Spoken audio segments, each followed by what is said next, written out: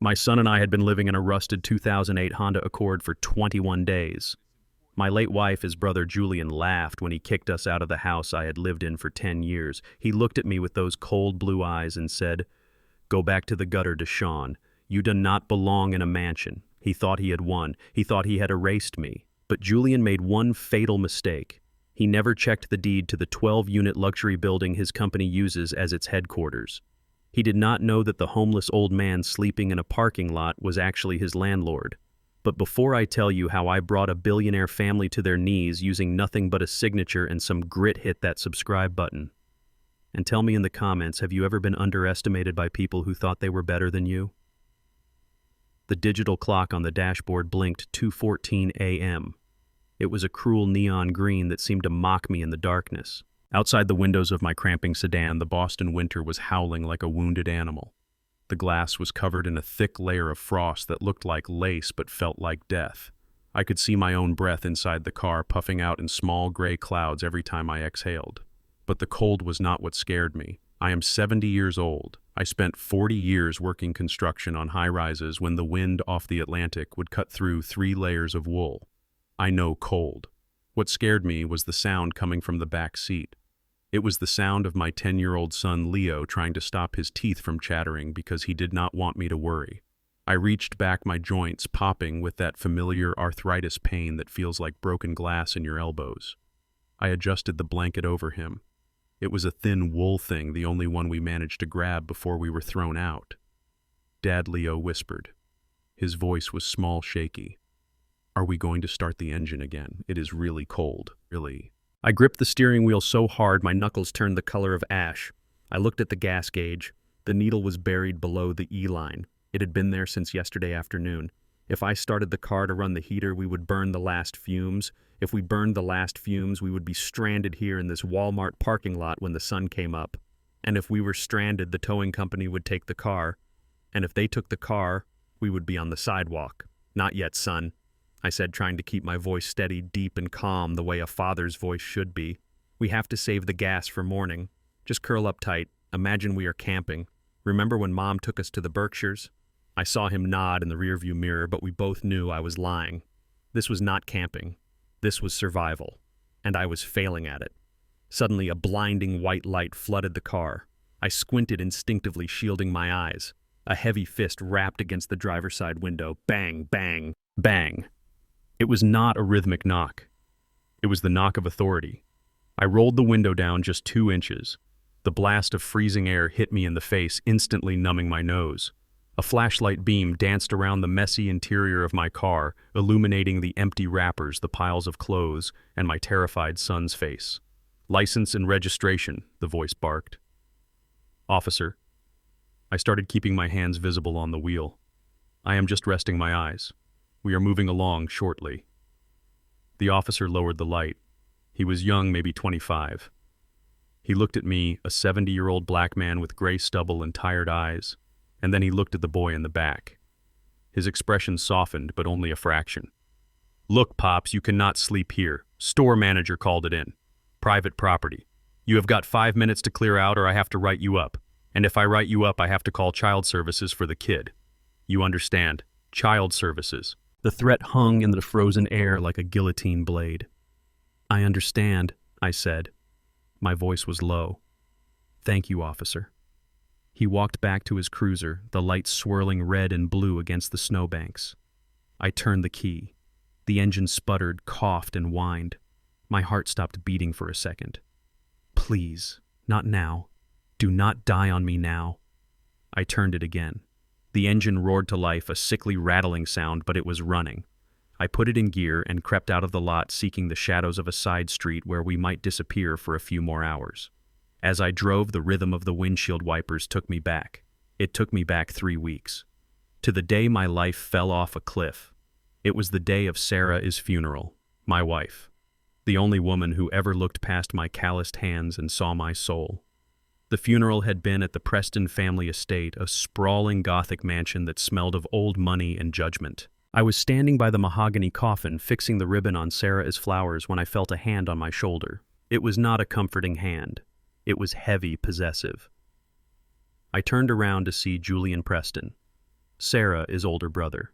He was 50 years old, wearing a suit that cost more than I used to make in a year. He was sipping a scotch, his face flushed with alcohol and arrogance. Touching scene. Deshaun Julian said, his voice dripping with fake sympathy. You really played the part of the grieving widower well. I brushed his hand off my shoulder. I am grieving Julian. She was my wife for 12 years. Julian laughed. A short, sharp bark of a laugh. She was your meal ticket, Deshaun. Let us be honest. My sister had a thing for charity projects.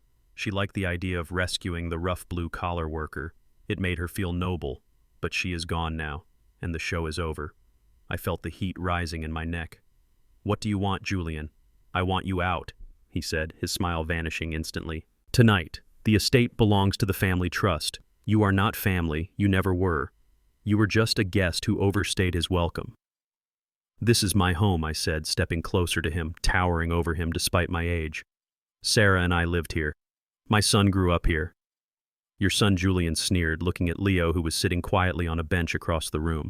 That boy is a reminder of Sarah is bad judgment. I have already spoken to the lawyers.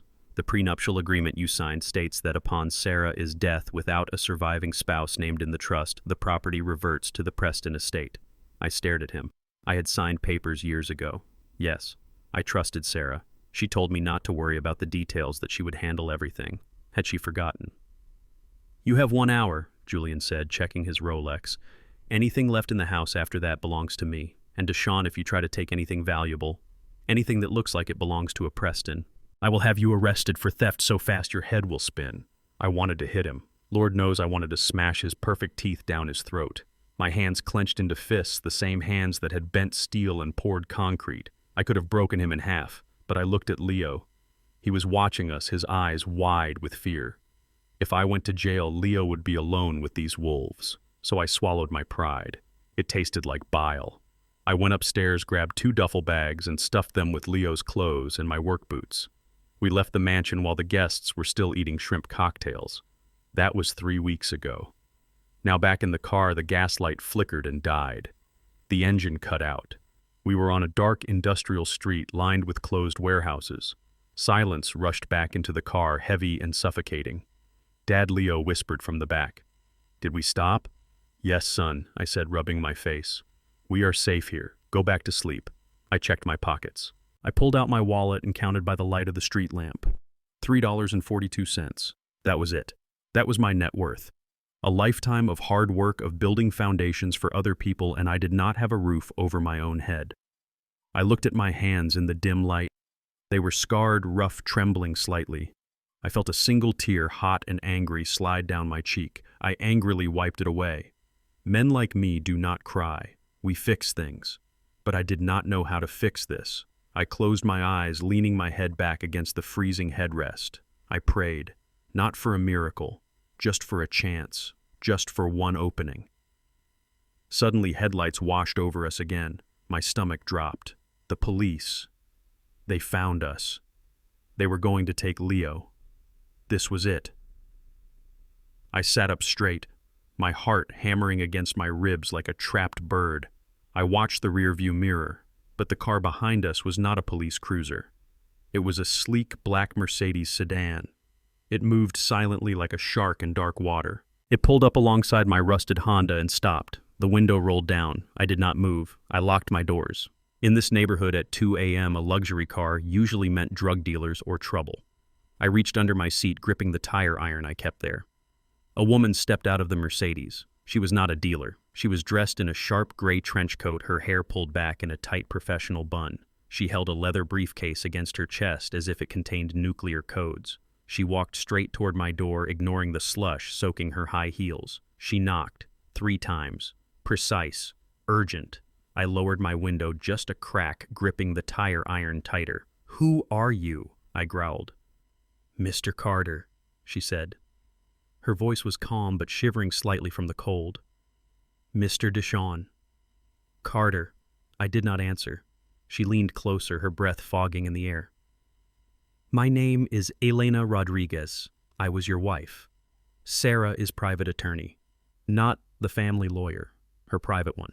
I narrowed my eyes. "Sarah never mentioned you. She hired me 6 months ago secretly, she said, glancing around the desolate street. She knew her family would try to do this to you. She knew they would try to erase you. She reached into her briefcase and pulled out a thick yellow envelope. Mr. Carter, you are not homeless, she said, intense urgency in her eyes. I have been looking for you for 3 weeks. Please unlock the door. You need to see this. I looked at the envelope. Then I looked at her eyes. They were not the eyes of someone playing a trick. They were the eyes of someone holding a grenade. I unlocked the door. She handed me the envelope. I tore it open, my stiff fingers struggling with the clasp. Inside was a deed, a property deed. I turned on the dome light. My eyes scanned the legal jargon until they landed on the address. 1400 Commonwealth Avenue. I gasped. That is the Preston Tower. The woman nodded, a small, tight smile appearing on her face. The headquarters. Julian Preston sits in the penthouse of that building every day. But he does not own it, Mr. Carter. Sarah bought the building through a shell company 10 years ago using her inheritance from her grandmother, and she left it to you. I stared at the paper. The letters swam before my eyes. The lawyer leaned in closer. They kicked you out of their house, Deshawn, but tomorrow morning you have the legal right to evict them from their own company. I looked back at Leo sleeping under the thin blanket. Then I looked at the lawyer. How do we do it? I asked. She smiled, and this time it was a dangerous smile. First we need gas, then we need a suit, and then we are going to crash a party. The neon sign of Joe's all-night diner buzzed with a sound that reminded me of a trapped fly. It was the most beautiful sound I had heard in weeks because it meant warmth. Inside, the air smelled of stale coffee, frying bacon, and floor wax. To a man who had been freezing in a parking lot, that smell was perfume. My son Leo sat across from me in the red vinyl booth. He was devouring a plate of pancakes and scrambled eggs like he had not eaten in days because, truthfully, he hadn't. Every bite he took chipped away a little piece of my heart. A father is supposed to provide. A father is supposed to be the wall that stands between his child and the hunger of the world. I had been a crumbling wall. Ms. Rodriguez sat next to Leo, sipping black coffee. She had not touched her food. Her eyes were fixed on me, sharp and calculating. She looked like a woman who played chess while the rest of the world was playing checkers. You are wondering why Sarah never told you, she said. Her voice was low, cutting through the clatter of silverware from the kitchen. I wrapped my hands around a ceramic mug, letting the heat seep into my aching joints. Sarah told me everything I said. We did not have secrets. She had one, Rodriguez corrected gently. She knew her family, Deshawn. She knew them better than you did. You saw their insults and their cold shoulders. Sarah saw their books. She saw how they moved money, how they hid assets, and how they destroyed anyone who tried to take a slice of their pie. I looked down into my coffee. Sarah was the softest soul I ever knew. But she was a Preston by blood. She had grown up in a shark tank.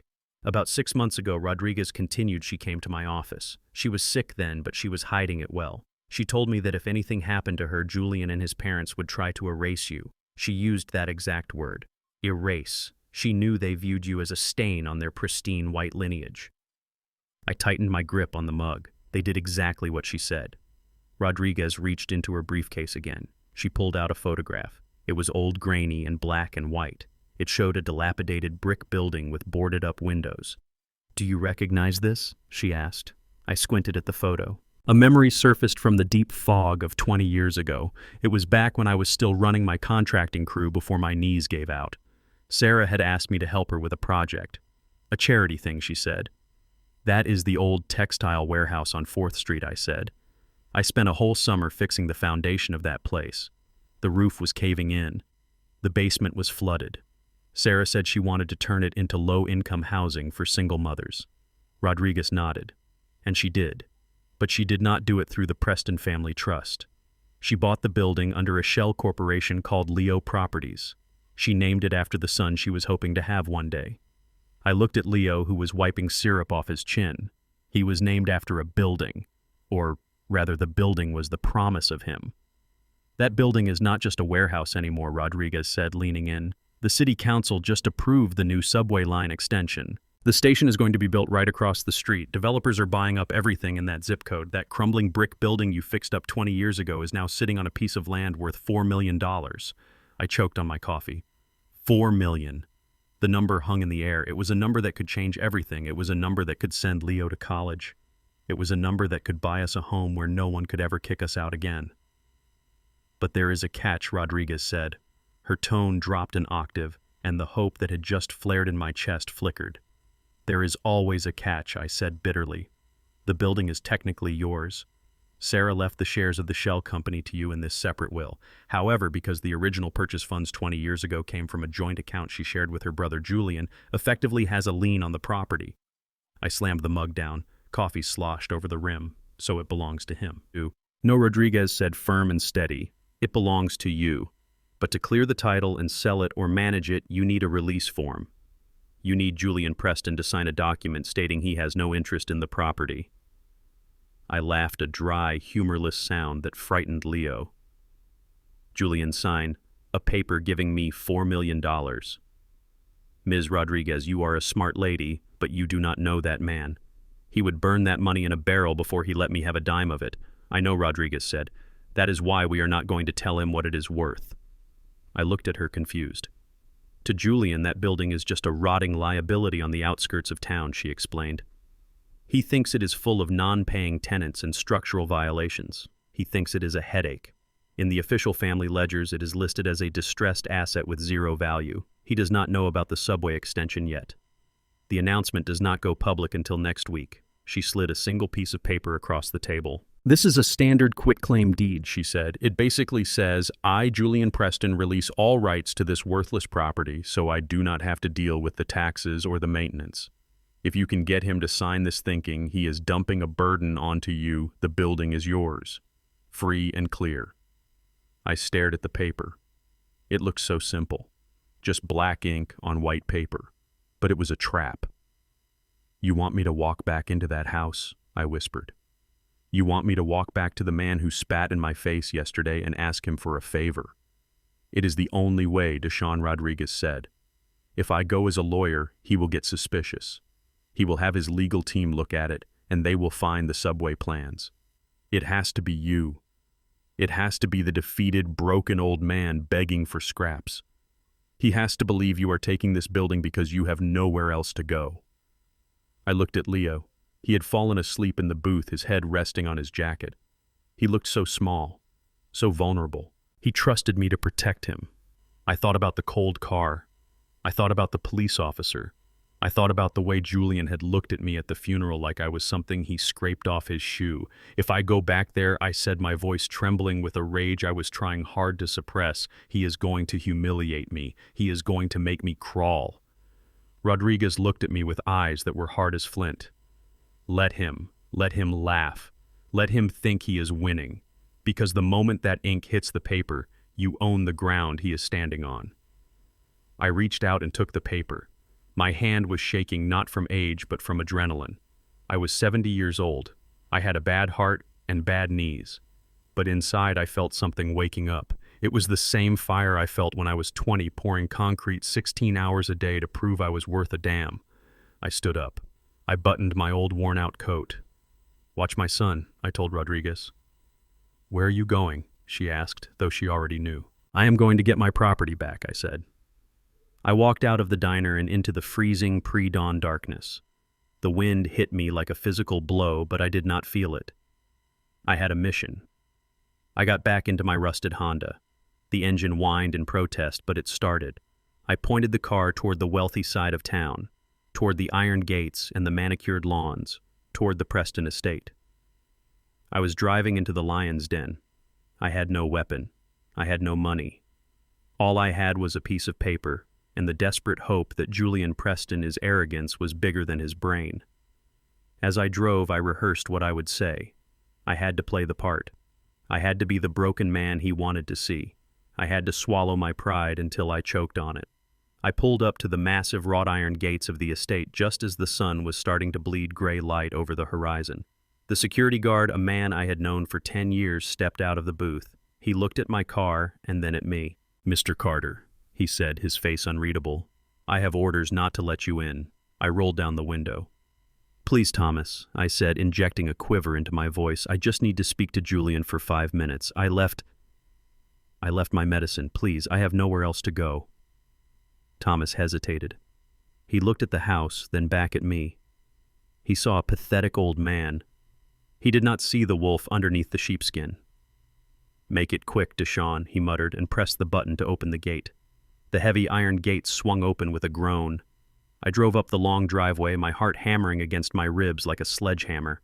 I was back. And this time I was not leaving without a fight. I watched Ms. Rodriguez's black Mercedes disappear around the corner with my son inside. Leo looked back at me through the rear window, his small hand pressed against the glass.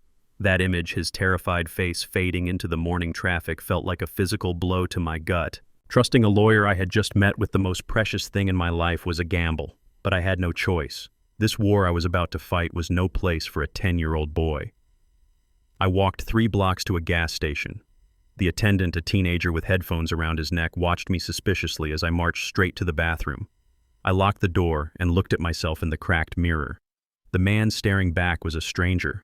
My eyes were red-rimmed from lack of sleep. My gray beard was unruly. My skin looked ashen, worn down by the stress of survival. I looked exactly like what Julian said I was, a gutter rat. I stripped off my work shirt and washed myself in the sink. The water was freezing and the soap was that pink industrial sludge that smells like fake cherries and bleach. I scrubbed until my skin was raw. I had to scrub away the smell of the car. I had to scrub away the scent of poverty. From my duffel bag, I pulled out my suit. It was a charcoal gray wool suit, 20 years old. I had bought it for my wedding to Sarah. It used to fit me like armor. Now it hung loose around my shoulders. I had lost 15 pounds in the last 3 weeks. I tightened my belt to the last notch and splashed cold water on my face one last time. "You are not a beggar," I whispered to the reflection. "You are a shark. Do not forget that." I stepped out of the bathroom and walked toward the financial district. The wind was biting, cutting right through the wool, but I kept my head high. I focused on the rhythm of my footsteps. Left, right, just like on the job site. Keep moving until the work is done. The Preston Enterprises Tower rose up in front of me like a monument to greed. 50 stories of glass and steel reflecting the cold winter sun. I had built the foundation for the annex building next door. I knew the bones of this place better than the people sitting in the corner offices. I pushed through the revolving doors, and the warmth of the lobby hit me. It smelled of expensive espresso and leather. "Deshawn." The voice came from the security desk. I turned to see Mike, a burly guard with thick shoulders. My heart sank. I knew Mike. 10 years ago, he was a kid on my crew. I had taught him how to pour concrete. I had vouched for him when he got in trouble with the union. "Hello, Mike," I said, trying to keep my voice steady. Mike did not smile. He looked down at his monitor, his face flushing red. He tapped his earpiece. "Deshawn, look, I cannot let you up. Mr. Preston sent a memo this morning. Your name is on the blacklist. Hard ban. If you show up, I am supposed to call the police." I walked up to the desk. I placed my hands on the marble countertop. They were rough, scarred hands contrasting with the polished stone. "Mike," I said softly, "remember when you broke your leg on the job site? Who drove you to the hospital? Who made sure you got your workers' compensation?" Mike looked up, pain in his eyes. "Deshawn, please, do not make me do this. I have a mortgage. I have a baby on the way. Julian will fire me if I let you pass." I leaned in closer. "I am not here to cause trouble, Mike. I am here to surrender. I am leaving town. I just need to sign one paper so I can get my pension released. If I do not see him, I starve." "Is that what you want?" Mike hesitated. He looked at the elevator bank, then back at me. He typed something into his computer. "I will call his assistant."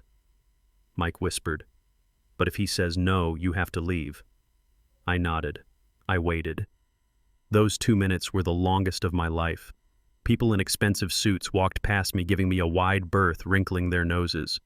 They saw an old black man in an ill-fitting suit standing in their pristine lobby, and they assumed I was lost. They did not know I was about to own the building. "Go," Mike said suddenly, not looking at me. "Penthouse. He says you have 5 minutes. Thank you, Mike." I stepped into the elevator. As the numbers climbed, my ears popped. Floor 10, floor 20, floor 40. With every floor, my anger grew hot in my chest. This was the tower Sarah's family built, but it was built on the backs of men like me. The elevator doors opened directly into the reception area of the penthouse. It was all white marble and glass. Julian's assistant, a young woman who looked like she was carved out of ice, pointed to the double doors without saying a word. I pushed the doors open. Julian was standing by the window looking out over the city. He did not turn around when I entered. He was finishing a phone call. Sell the tech stocks. Buy more into the subway expansion zone. Yes, I know. Just do it. He hung up and slowly turned to face me. He looked perfect. His navy suit was tailored to the millimeter. His hair was slicked back. He looked like a king in his castle. "Well, look who it is," Julian said, a smirk playing on his lips. "The prodigal brother-in-law.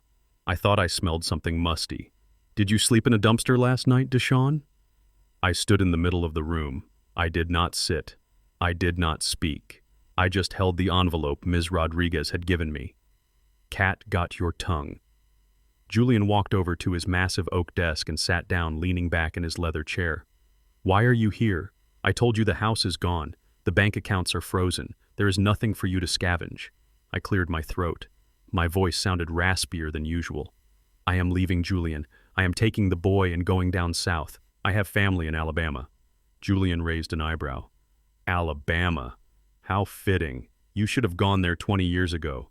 So why are you here bothering me?" "I need money for gas," I said. The lie tasted like ash in my mouth. "And I need you to sign a waiver."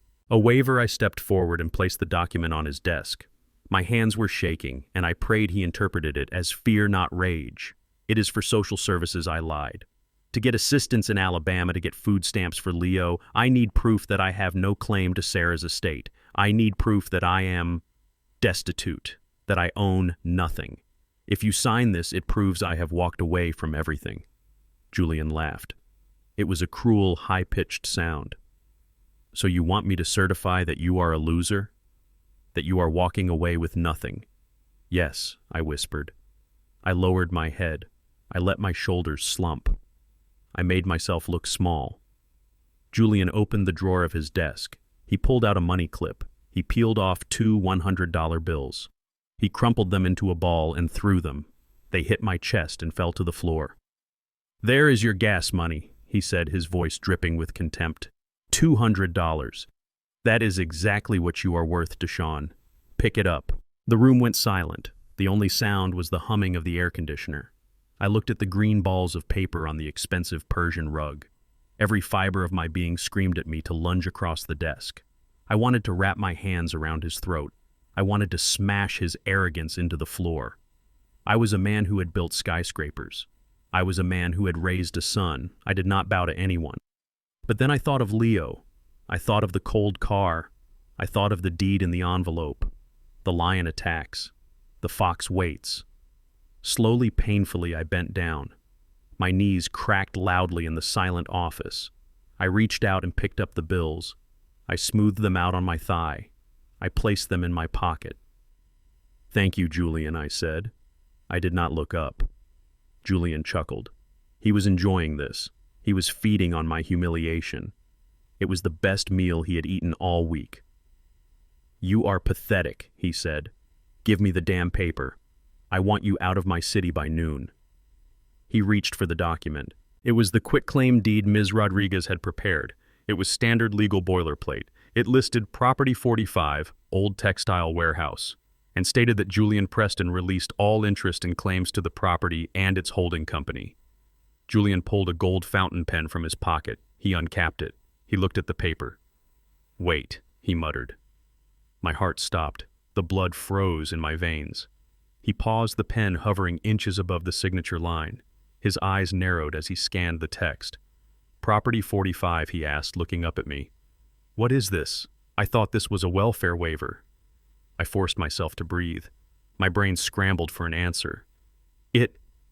It is the old shed," I stammered. "The one Sarah bought years ago to store old furniture. The social worker said I have to declare all assets. Since my name was on the repair permits, they think I own it. I just need you to say you do not want it so they do not count it against my poverty level. It is full of rats anyway."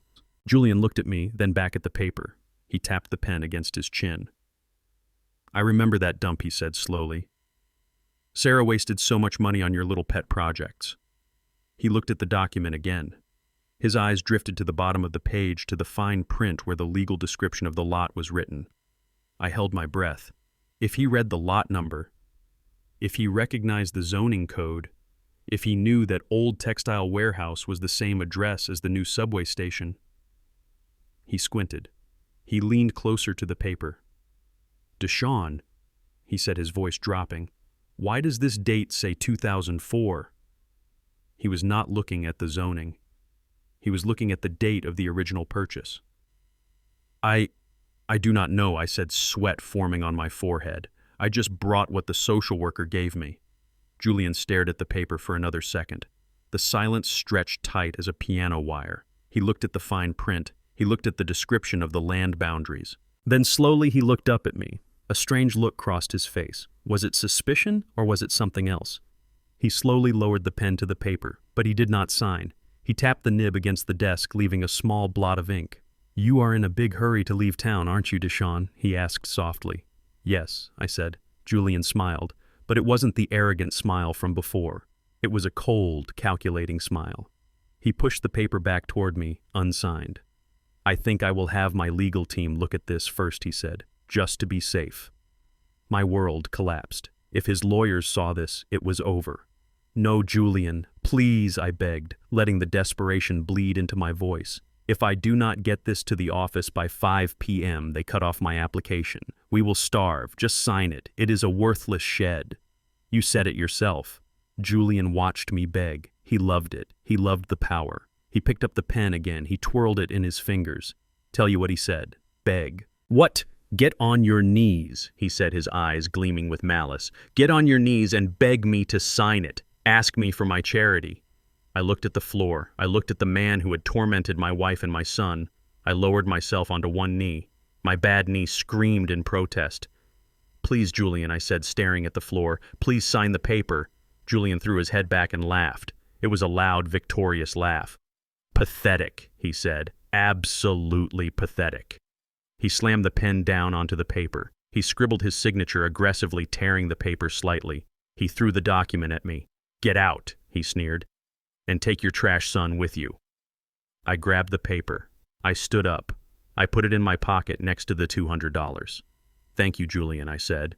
I turned and walked to the door. I did not look back. I walked to the elevator. The doors closed. As the elevator began to descend, I leaned against the metal wall. I pulled out the paper. I looked at the signature. It was messy, angry, and beautiful. It was done. But as the elevator hit the lobby, I realized something. Julian had signed it too easily after the begging. He was arrogant, but he wasn't stupid. I walked out of the building, the wind hitting my face. I needed to get to the courthouse to file this immediately. My phone buzzed in my pocket. It was Ms. Rodriguez.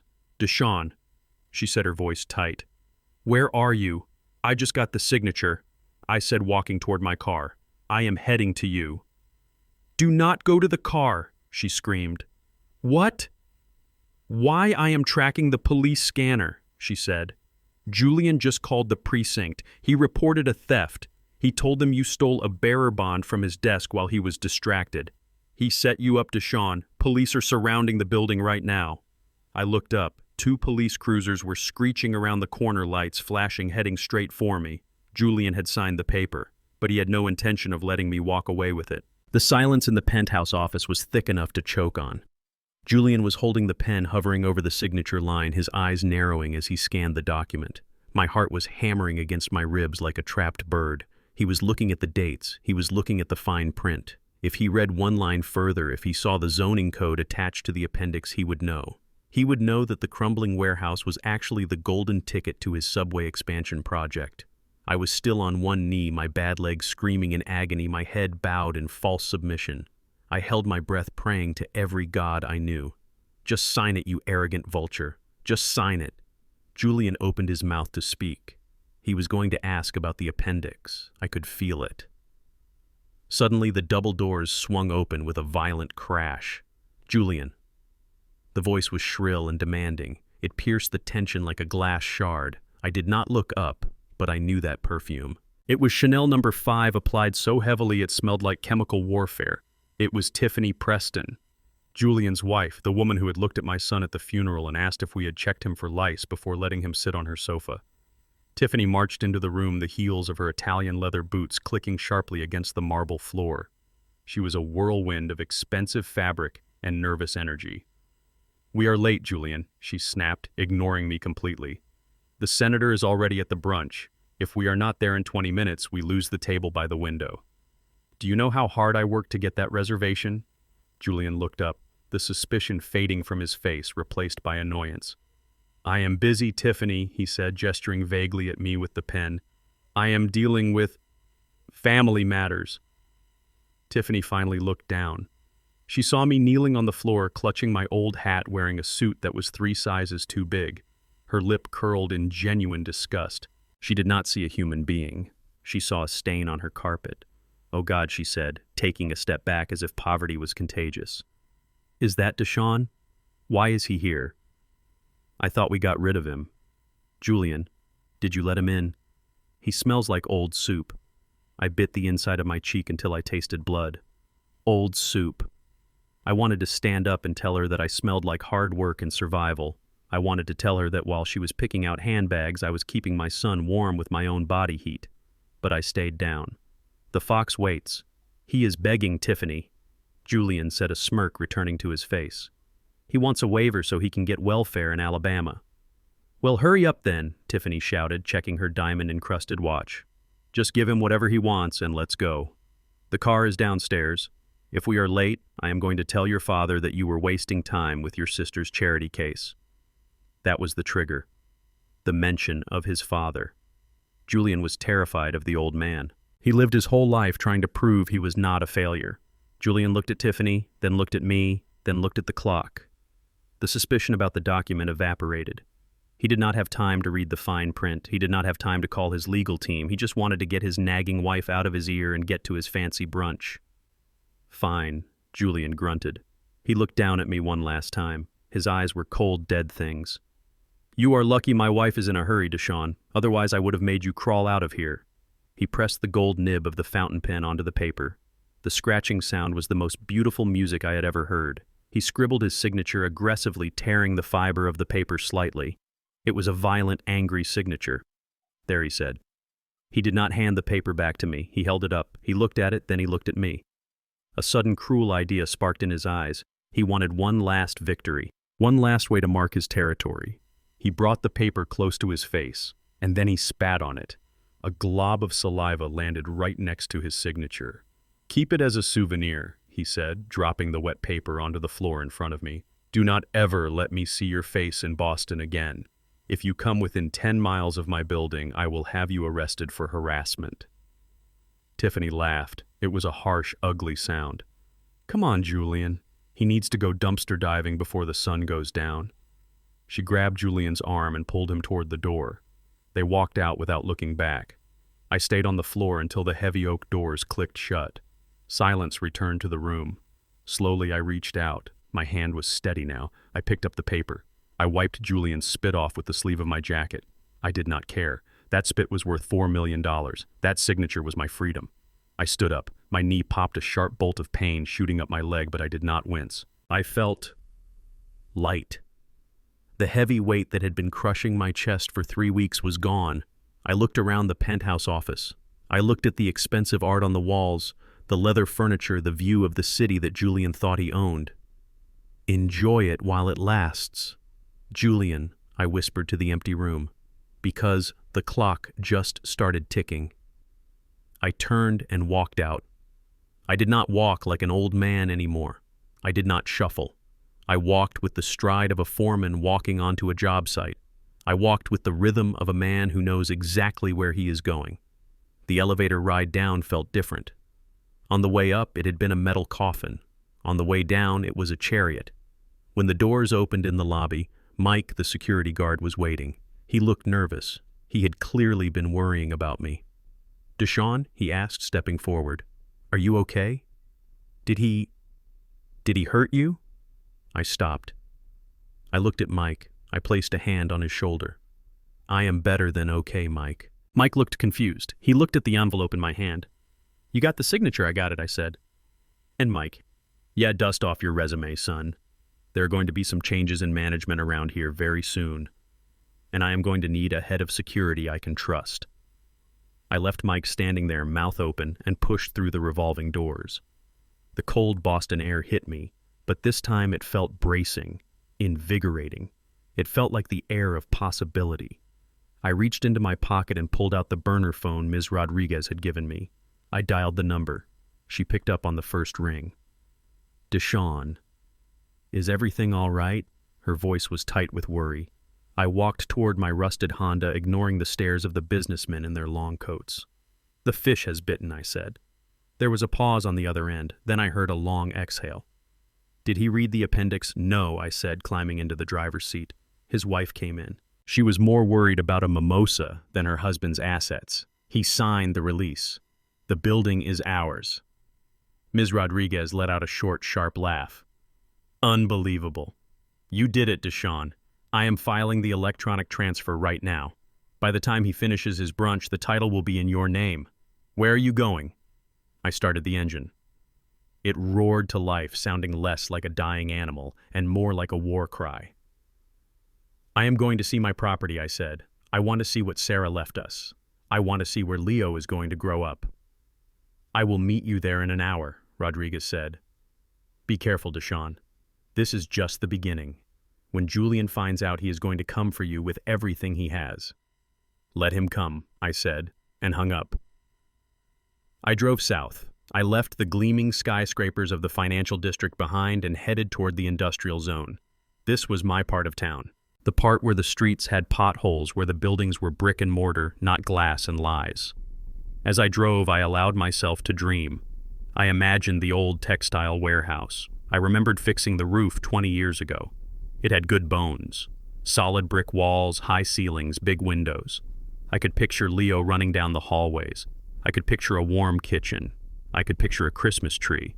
For the first time since Sarah died, I allowed myself to cry. But they were not tears of despair. They were tears of relief. I turned onto 4th Street. The neighborhood was changing. I could see the construction cranes in the distance, the signs of the new subway line that Rodriguez had told me about. This place was about to boom. Sarah had been a visionary. I drove down the street looking for number 45. There it was. The red brick building stood at the end of the block. But something was wrong. My stomach dropped. I slammed on the brakes. The building was surrounded by a chain-link fence. A tall, aggressive fence topped with barbed wire. But that was not the worst part. Parked right in front of the building were 2 massive yellow bulldozers. Their engines were silent, but they looked like sleeping beasts waiting to feed. And there, hanging on the fence, was a massive sign. It was bright orange and black. Property of Preston Development Group. Underneath that, in bold red letters, were words that made my blood run cold. Demolition scheduled Monday, 8:00 a.m. Monday. That was tomorrow. I sat in my car staring at the sign. I held the deed in my hand. The paper said the building was mine, but the bulldozer said it was gone. Julian had signed the release because he thought the building was worthless, but he had also scheduled it to be destroyed to clear the land for something else. He did not need to own the building to knock it down if he had a city permit claiming it was a safety hazard. I got out of the car. I walked up to the fence. I gripped the cold metal wire until it cut into my palms. Inside the yard, I saw movement. Men in hard hats were walking around. They were prepping the site. They were setting explosives. "Hey!" I shouted. "Hey, you!" One of the men turned around. He was holding a clipboard. "Get back!" he yelled. "This is a restricted area. Demolition zone. I own this building!" I screamed, waving the paper. "You cannot touch it." The man laughed. He shook his head and turned back to his crew. "Go tell it to the city pops. We have a permit signed by Julian Preston himself. This pile of bricks is coming down tomorrow morning, whether you like it or not." I stood there small against the massive machines. I had the law on my side, but they had the dynamite. I looked up at the 3rd floor window. For a second, I thought I saw a curtain move. Wait, I squinted. I saw it again. A shadow. A small human shadow moving behind the dirty glass. Mrs. Rodriguez said the building was empty. Julian said it was abandoned, but someone was in there. My phone buzzed again. It was Rodriguez. "Deshawn, I just checked the city records," she said, her voice panicked. "Julian filed a demolition permit 2 days ago. He claimed the building is structurally unsound and uninhabited." "It is not uninhabited," I whispered, staring at the window. What Rodriguez asked. There are people inside, I said, my voice rising. I just saw someone. Rodriguez. There are people living in there. Get out of there! Deshawn, she screamed. If there are squatters, Julian won't care. He will bulldoze it with them inside and call it an accident. He has done it before. I looked at the bulldozers. I looked at the sign. I looked at the shadow in the window. I hung up the phone. I did not get back in the car. I grabbed my tire iron from the back seat. I walked toward the gate lock. I had spent my whole life building things. I was not going to let them tear this down. Not today. Not while I was still breathing. The yellow monster roared to life. The massive blade of the bulldozer lifted into the air, blocking out the sun, ready to crush the brick wall of the building that now belonged to me. The ground beneath my feet trembled, vibrating through the soles of my worn-out boots. It was a feeling I knew well. I had spent 40 years on construction sites. I knew the rhythm of destruction. But this time the destruction was personal. I did not run. I did not hide. I gripped the tire iron in my hand, not as a weapon to strike a man, but as a tool to strike metal. I walked straight toward the lead machine. The dust swirled around me, choking and thick, but I kept my eyes locked on the operator in the glass cab. I swung the iron. Clang. The sound rang out sharp and clear over the diesel engine. I hit the steel track of the bulldozer again. Clang. The operator looked down, startled. He killed the engine. The sudden silence was heavy, broken only by the distant wail of city traffic. "Are you crazy, old man?" the operator shouted, opening his door. "You want to get buried under a ton of bricks?" I walked around to the front of the machine. The foreman was running toward me now, his face purple with rage. He was a big man, thick-necked, holding a clipboard like a shield. "Get the hell off this site," the foreman screamed. "I am calling the cops. We are on a schedule." I planted my feet. I stood tall. My back hurt, my knees ached, but I let the spirit of every foreman I had ever worked for take over my voice. "Let me see your abatement permit," I bellowed. The authority in my voice stopped him in his tracks. "What?" the foreman stammered. "You heard me," I said, pointing the tire iron at the building. "This is a pre-1950s structure. That means asbestos in the insulation and lead paint on the windowsills. You cannot touch a single brick without a hazardous material survey and a wet demolition permit. Where are your water trucks? Where are your hazmat suits?" The foreman looked at the building, then back at me. He shifted his weight. "Look, buddy. Mr. Preston said the building is clean. We have a green light to Mr. Preston is a suit." I cut him off. "He does not know a load-bearing wall from a load of laundry. If you drop that bucket on this wall, you release a cloud of asbestos dust into this neighborhood. That is an OSHA violation, section 1926.1101. That is a $10,000 fine per day and loss of your license. Do you want to lose your union card today, son?" The other workers had gathered around. They were looking at the foreman. They knew I was right. They were blue-collar men just like I used to be. They knew the rules. They did not want to breathe poison just because some billionaire was in a hurry. The foreman cursed under his breath. He pulled out his radio. "Hold the line," he muttered to his crew. "Do not drop anything until I verify the paperwork." He walked away to make a call. I knew exactly who he was calling. I did not wait. I turned and walked toward the chain-link fence. The padlock was heavy, but I knew how to pick a lock with a tension wrench, or in this case, twist a weak link until it snapped. I was inside the perimeter. I walked up the concrete steps to the front door. The property of Preston sign was nailed across the wood. I ripped it down. The wood splintered and the sign clattered to the ground. I pushed the door open. I expected darkness. I expected rats.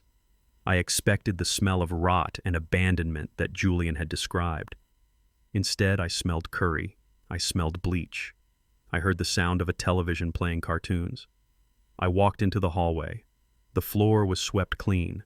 There were drawings taped to the walls, children's drawings of suns and flowers. "Hello," I called out. A door on the first floor creaked open. An old woman peered out. She was African American, her hair wrapped in a colorful scarf, her face lined with years of hardship, but her eyes bright and alert. She held a broom like a spear. "Who are you?" she asked. "You with the bank?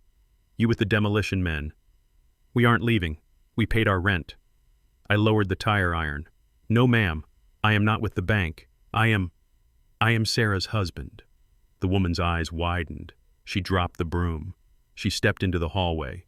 "Mr. Carter," she whispered. "Miss Sarah's Deshawn." "Yes," I said.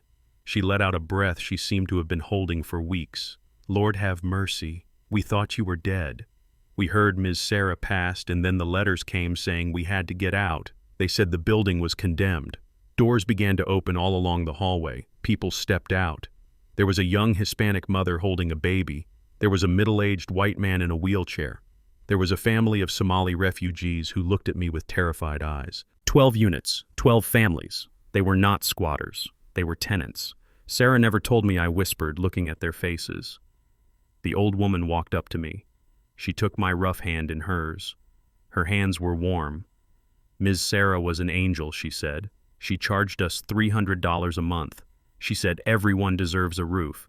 She told us about you. She said her husband was a strong man, a builder. She said if anything ever happened to her, you would know what to do." I felt a lump in my throat the size of a brick. Sarah had hidden this place not because she was ashamed of it, but to protect it. She knew that if Julian found out she was running a low-income sanctuary on prime real estate, he would have shut it down years ago. She had kept it off the books to keep them safe, and she had left it to me because she knew I was the only one who would fight for them. The building shook as the bulldozers outside revved their engines again. The baby started to cry. The man in the wheelchair looked at the ceiling with fear. "They are going to tear it down," the young mother said, tears streaming down her face. "We have nowhere to go. The shelters are full." I looked at them. I looked at the peeling paint that Sarah had tried to fix. I looked at the life they had built here. "No," I said. My voice was low, but it echoed in the hallway. I walked to the center of the group. I stood on the bottom step of the staircase so they could all see me. "My name is Deshawn Carter," I said, my voice rising. "And as of 1 hour ago, I am the owner of this building." A murmur went through the crowd. Hope, fragile and desperate, flickered in their eyes. "Those men outside work for Julian Preston," I continued. "He thinks this building is empty trash. He thinks you are invisible.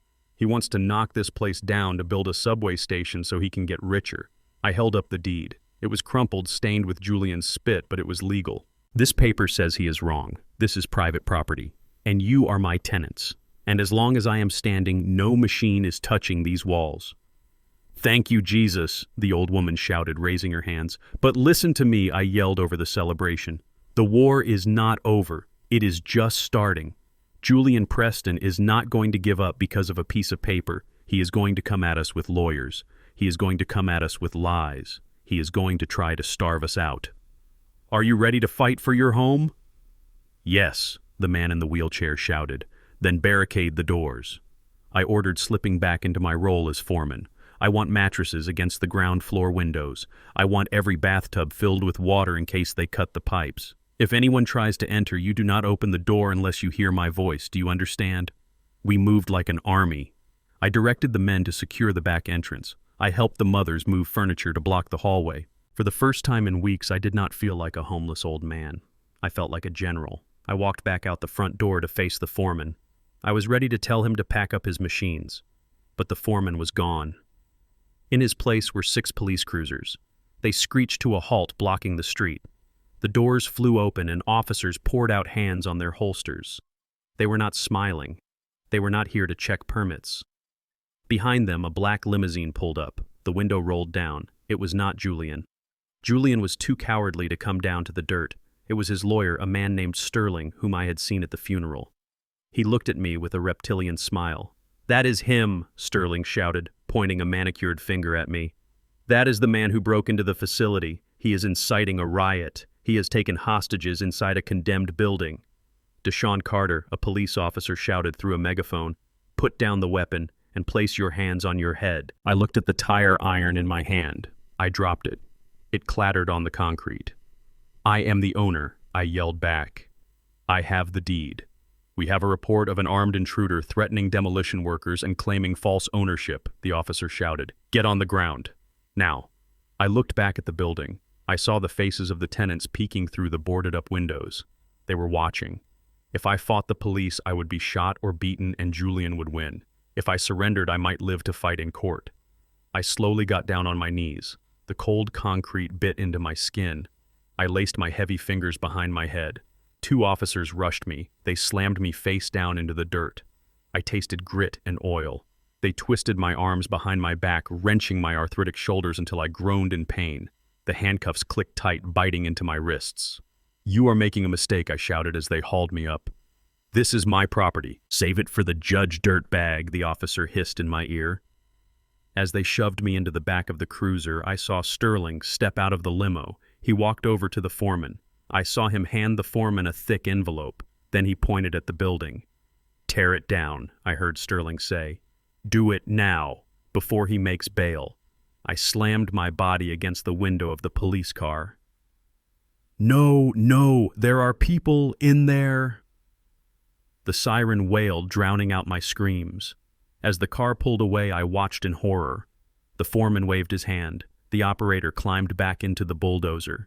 The engine roared, the black smoke plumed into the sky, and the machine began to move toward the front door, where 12 families were hiding behind mattresses, trusting a man who was now being dragged away in chains. The concrete bench in the holding cell was cold enough to seep through my thin suit trousers and settle deep into my bones. The air smelled of ammonia, old sweat, and despair. I had been sitting there for 20 hours. My wrists were bruised from the handcuffs. My shoulder, the one I had injured years ago hauling steel beams, was throbbing with a dull, persistent ache. But physical pain was an old friend. I could handle that. What I could not handle was the silence. Every hour that ticked by on the wall clock outside the bars was an hour my son was alone. I had told the police that Leo was with Ms. Rodriguez, but the fear gnawed at me like a rat. What if they took him? What if Julian used his connections to find him before I got out? I closed my eyes and tried to picture Leo's face. I tried to remember the way he laughed when I made shadow puppets on the wall of our car. That memory was my anchor. Suddenly, the heavy steel door at the end of the corridor clanked open. Footsteps echoed on the concrete floor. Not the heavy rhythmic tread of a guard. These were expensive shoes. Leather on stone. Click, click, click. I opened my eyes. Julian Preston stood on the other side of the bars. He looked impeccable as always. His suit was crisp, his hair perfect. He looked like he had just stepped out of a boardroom, not into a city jail. He held a handkerchief to his nose, grimacing at the smell. "Hello, Deshawn," he said. His voice was smooth like oil on water. "Comfortable." I did not stand up. I did not give him the satisfaction. I stayed seated on the bench, leaning back against the cinder block wall, watching him with hooded eyes. "What do you want, Julian?" I asked. My voice was rough from dehydration. "I came to bring you some news," he said, smiling. "A little reality check." He signaled to the guard down the hall, who nodded and stepped away, giving us privacy. Julian gripped the bars with his manicured hands. "You made quite a scene yesterday," he said, "claiming you own my building, waving around a forged deed. My lawyers are having a field day with it. They are calling it fraud, trespassing, and endangerment. You are looking at 5 to 10 years, Deshawn, maybe more given your history of aggressive behavior." "I haven't been aggressive since 1985, I said calmly. "And the deed isn't forged. You signed it." Julian laughed. A soft, pitying sound, a signature obtained under duress from a senile old man. No judge will uphold that, especially not Judge Holloway. We play golf on Sundays. He leaned closer, his face pressing between the bars. The smell of his expensive cologne wafted into the cell, masking the stench of bleach. "But that is not why I am here," he whispered. "I am here about the boy." My muscles tensed. I sat up straighter. "Leave Leo out of this." "Oh, I cannot do that," Julian said, his eyes gleaming with malice. "You see, when a parent goes to prison for a felony, the state takes custody of the minor. Child Protective Services is already looking for him. And since I am his closest living relative, well, guess who gets priority?" I stood up then. I walked to the bars. I was 70 years old, but I was 6'2". I looked down at him. "You hate him," I said. "You called him a mongrel. You would never take him in." "True," Julian shrugged. "I do not want him. But Tiffany, she needs help around the house. The maids are so expensive these days. And having a grateful little helper to scrub the floors and wash the cars, it might teach him some discipline. He can sleep in the servants' quarters, or maybe the garage. It is heated mostly." The rage that exploded in my chest was white hot. It was not the anger of a man. It was the instinct of a father. I gripped the bars so hard my knuckles turned white. I wanted to reach through and snap his neck. "If you touch him," I growled, my voice dropping to a terrifying whisper, "I will kill you." Julian did not flinch. He laughed again. "From inside a prison cell, I don't think so. You are done, Deshawn. You are buried. By tomorrow morning, the building will be rubble, you will be in maximum security, and your son will be polishing my shoes." He turned to walk away. I stood there breathing hard, my heart pounding against my ribs. He had found my breaking point. He knew exactly where to stick the knife. But then the heavy door opened again. "Deshawn Carter," a voice bellowed. It was the desk sergeant. Behind him stood Miss Rodriguez. She looked tired. Her trench coat was rumpled and she was holding a stack of files that looked heavy enough to break a table. But her eyes were blazing. "Open the cell, Sergeant," she commanded. Julian stopped. He turned around confused. "What is this?" "Who is she?" "She is my lawyer," I said, a small smile touching my lips. Ms. Rodriguez walked past Julian as if he were a piece of furniture. She handed a document to the sergeant. "Habeas corpus petition granted by the state Supreme Court," she said loud and clear. "Immediate release. And this," she held up a second document, thrusting it toward Julian, "is a cease and desist order for the demolition at 45 West 4th Street, signed by the district attorney himself. It turns out, Mr. Preston, that destroying a building with 12 documented tenants inside is considered attempted manslaughter in the first degree." Julian's face went pale. That is ridiculous. The building is empty." "Is it?" Rodriguez challenged. "We have sworn affidavits from 12 families. We have utility bills in their names. We have video evidence of your foreman acknowledging the tenants before he ordered the bulldozers forward." She took a step closer to him. She was half his size, but she looked 10 feet tall. "You tried to bury the evidence, Julian, but you just dug your own grave." Julian looked at the papers, then at me. His composure cracked. His hands shook slightly. "This isn't over," he spat. "I will bury you in litigation for 20 years. You will run out of money before you even get to discovery." I walked out of the open cell door. I rubbed my wrists. I stood next to my lawyer. "I do not need money, Julian," I said. "I have the truth, and right now I have the deed." I snatched the release form from the sergeant's hand. I looked at Julian one last time. "Stay away from my son," I said softly. Julian glared at me, his eyes filled with pure venom. Then he turned and stormed out of the holding area, his footsteps echoing faster and faster like a retreating army. Ms. Rodriguez let out a long breath. She slumped slightly against the wall. "Are you okay?" she asked. "I am now," I said. "Where is Leo?" "He is safe. He is with my mother," she said. "She is making him arepas. He is fine, Deshawn." "Thank you," I said. "I owe you my life." "You owe me a retainer fee once we win this," she joked, though her smile was weak.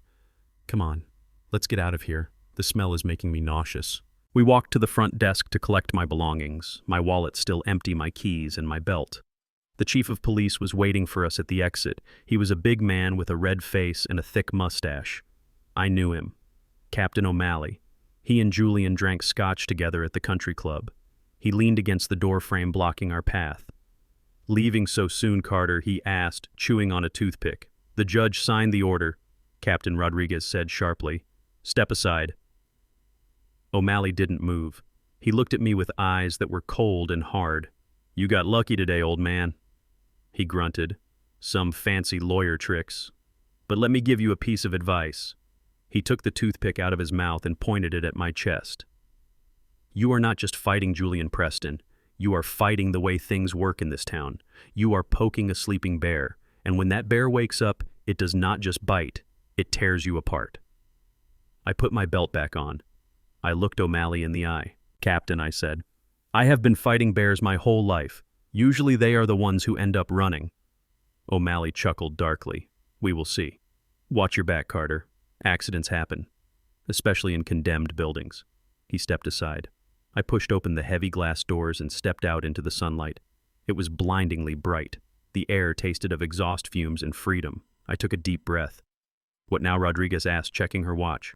"We stopped the demolition for today, but he will be back tomorrow with a new judge and new lawyers." I looked toward the south side of the city, toward my building, toward my people. "Now," I said, buttoning my jacket. Now we go to war, but we need an army. What kind of army? The kind that doesn't cost money, I said. The kind that is built on sweat and loyalty. Take me to the Union Hall. Rodriguez looked at me confused. The construction union. But you haven't paid dues in 20 years. I smiled. No, but I saved a lot of lives back in the day. It is time to call in some favors. I walked toward her car. The threat from Julian about Leo was still ringing in my ears. He wanted to take my son. He wanted to make him a servant. That thought did not make me afraid anymore. It made me dangerous. As we drove away, I looked in the side mirror. I saw a black SUV pulling out of the alley behind the police station. It was following us. They are tailing us, I said calmly. Rodriguez checked her mirror. Who O'Malley's men or Julian's private security? Doesn't matter.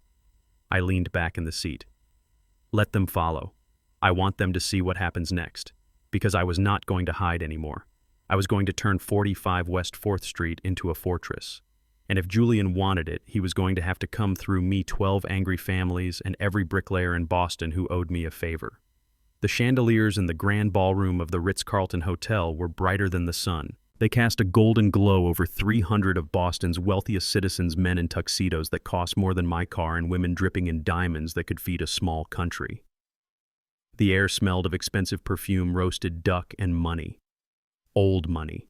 The kind of money that thinks it can buy anything, including the truth. I stood at the back of the room in the shadows of the velvet curtains. Beside me, Ms. Rodriguez adjusted the lapel of my new suit. It was a dark navy bespoke cut tailored to fit my broad shoulders and the slight stoop in my back.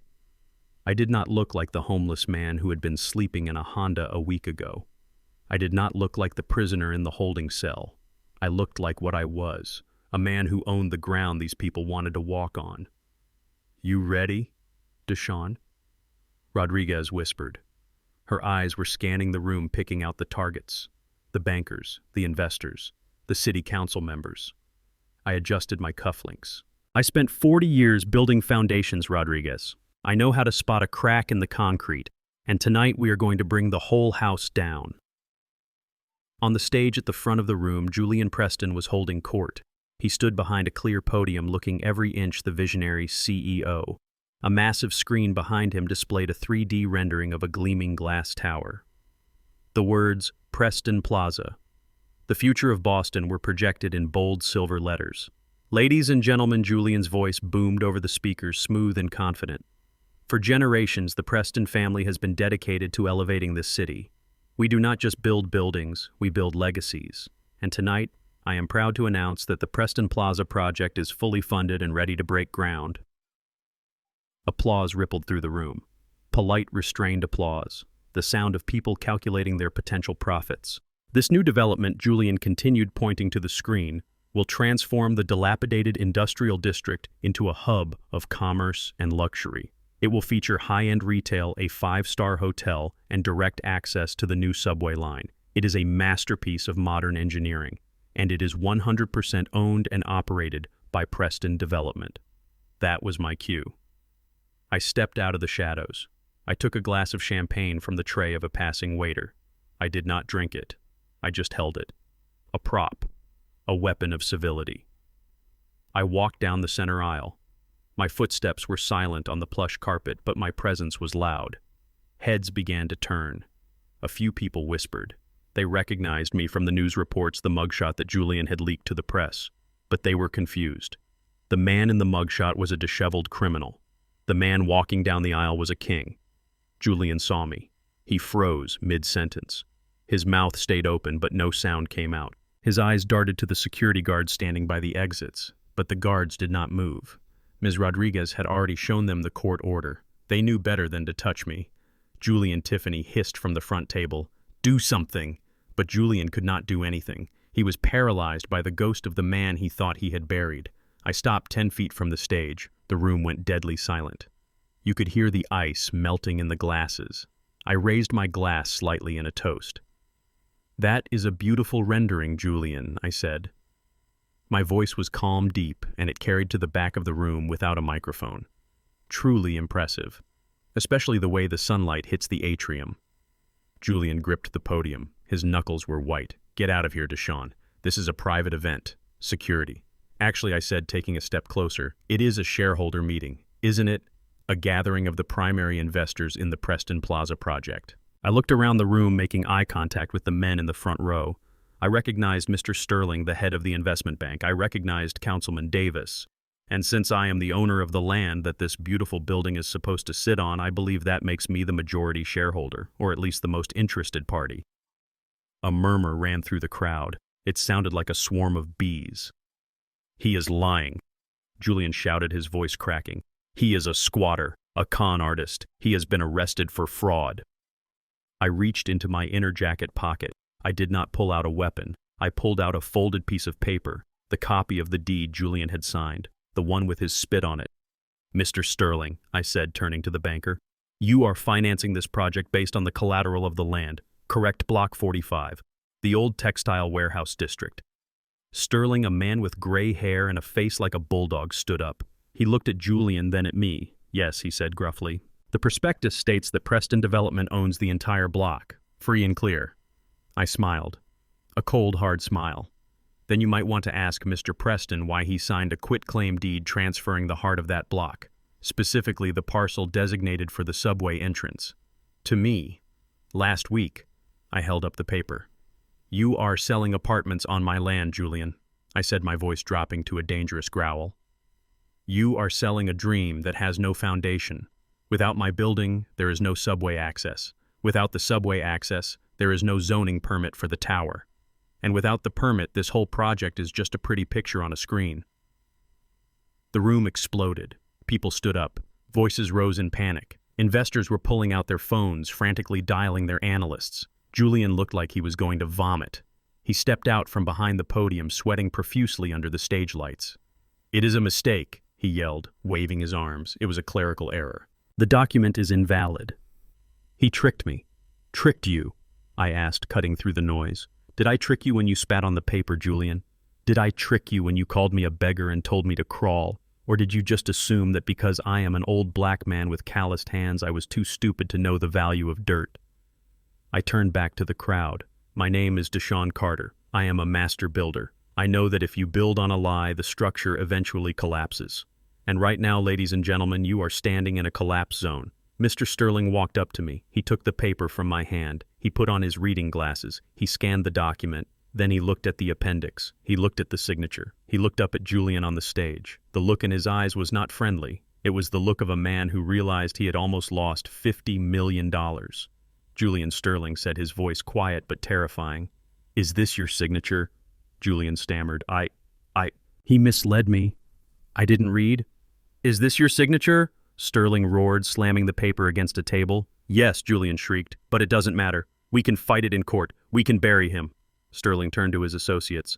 "Pull the funding. Kill the wire transfer. Suspend trading on Preston Development stock. Now! No!" Tiffany screamed, jumping up from her chair. Her face was twisted in ugly rage. "You cannot do this. Do you know who we are? We are the Prestons." Ms. Rodriguez stepped forward then. She stood next to me, small but mighty. "And my client is the legal owner of the Keystone property," she said. "Any attempt to proceed with construction will be met with an immediate injunction. And Mr. Sterling, if your bank continues to back this project knowing the title is in dispute, you will be named as co-conspirators in the fraud lawsuit we are filing tomorrow morning." Sterling looked at Rodriguez. He nodded once. "Respect." He turned his back on Julian. The gala was over. The waiters stopped serving. The music stopped playing. The guests began to stream toward the exits, checking their phones.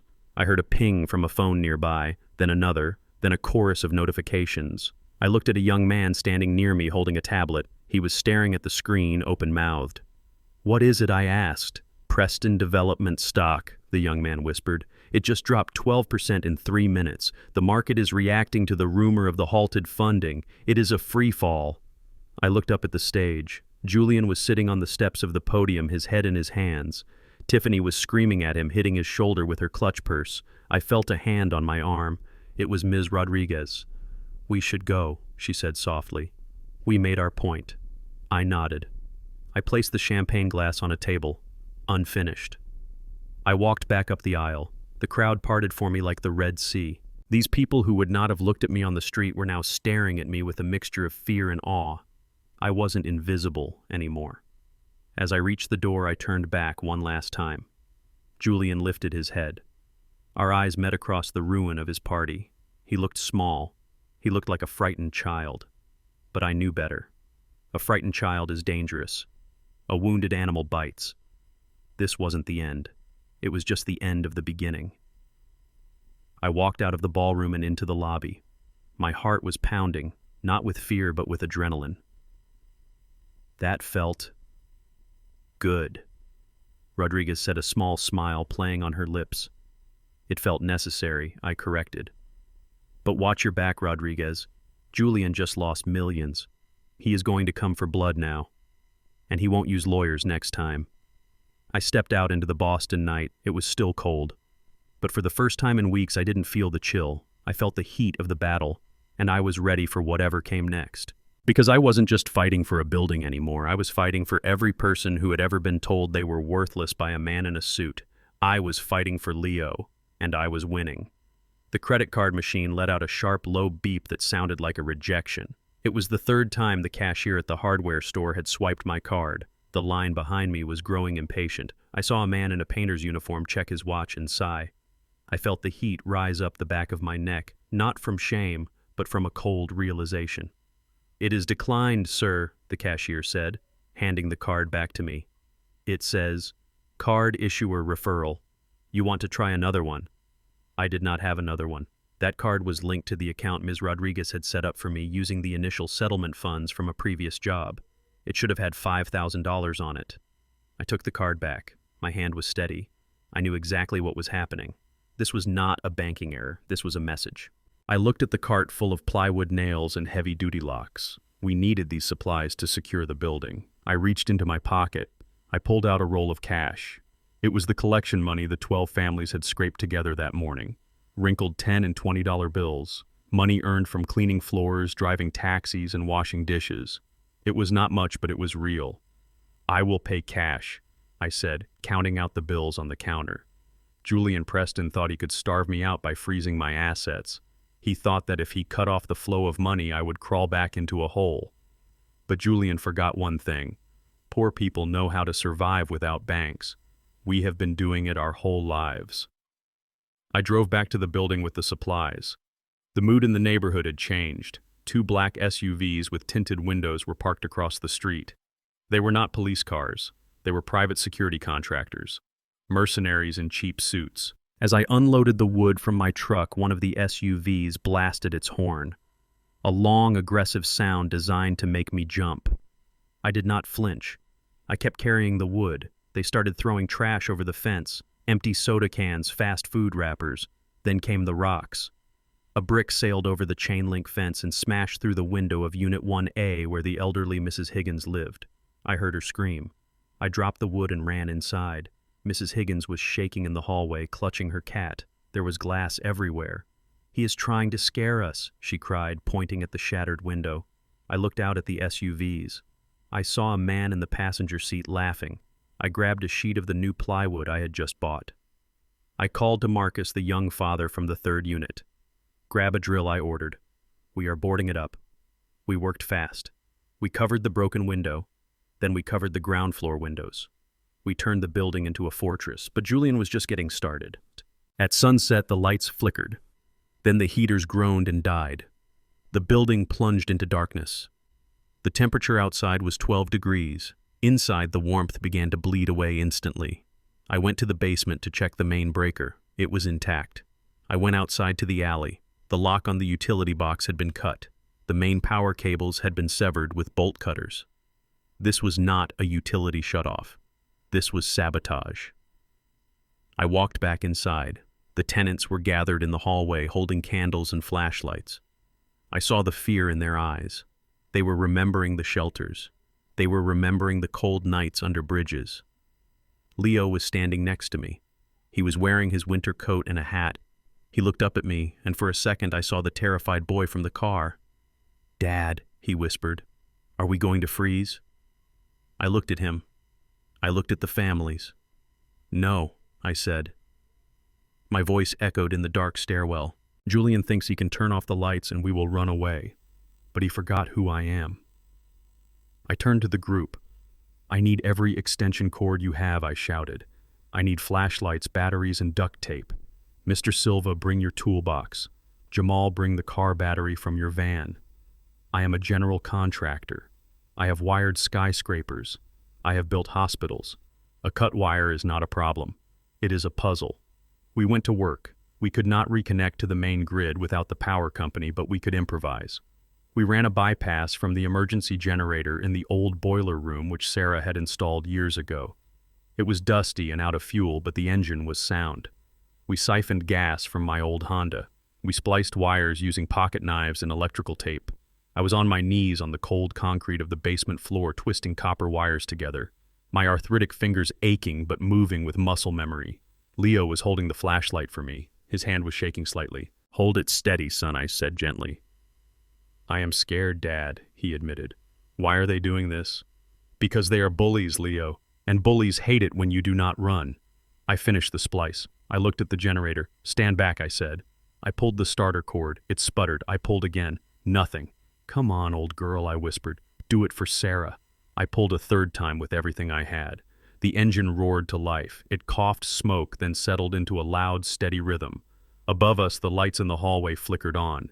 The heaters hummed back to life. I heard cheering from the floor above. Footsteps running, laughter. I looked at Leo. He was grinning. The fear was gone, replaced by awe. "We did it," he said. "We are not done," I said, wiping grease from my hands. I took him upstairs. We did not stop.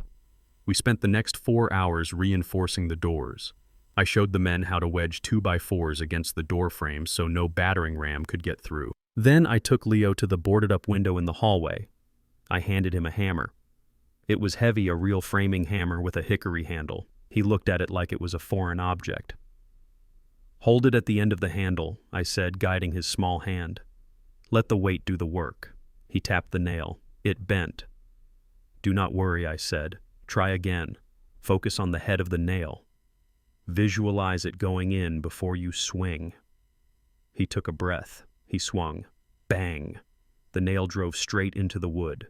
He looked at me, his eyes shining. I did it. I put my hand on his shoulder. "Listen to me, Leo. There are men out there who want to break us. They have money. They have power. But they do not know how to build anything. They only know how to destroy. You are a builder now. As long as you can hold a hammer, you can fix what they break. Never forget that." He nodded, gripping the hammer tight. "I won't forget Dad." By midnight, the building was secure. The heat was on. The families were fed. We had posted a watch rotation, 2 men at the front door, 2 at the back. I took the first shift. I sat in a chair by the front entrance, listening to the wind howl outside. The SUVs were still there, engines idling like predators waiting in the dark. At 2 a.m., Mr. Silva came down to relieve me. "Go sleep, Deshaun," he said. "You have done enough. We got this." I was exhausted. My body felt like it was made of lead. I went into the small office on the first floor where Leo and I had set up a cot. Leo was already asleep, curled up under 3 blankets. I took off my boots and lay down next to him. I listened to his breathing. It was the most peaceful sound in the world. I closed my eyes. I drifted into a restless sleep, dreaming of falling bricks and Julian's laughter. I do not know how long I slept. Maybe an hour, maybe 2. I woke up coughing. The air was thick, heavy. It did not smell like old dust or stale coffee. It smelled like chemicals, like burning rubber and gasoline. I sat up. The room was hazy. Smoke was curling under the doorframe. "Leo!" I shouted, shaking him awake. "Leo, get up!" He woke up groggy, rubbing his eyes. "Dad!" "Get down!" I yelled, pulling him to the floor. "Stay low!"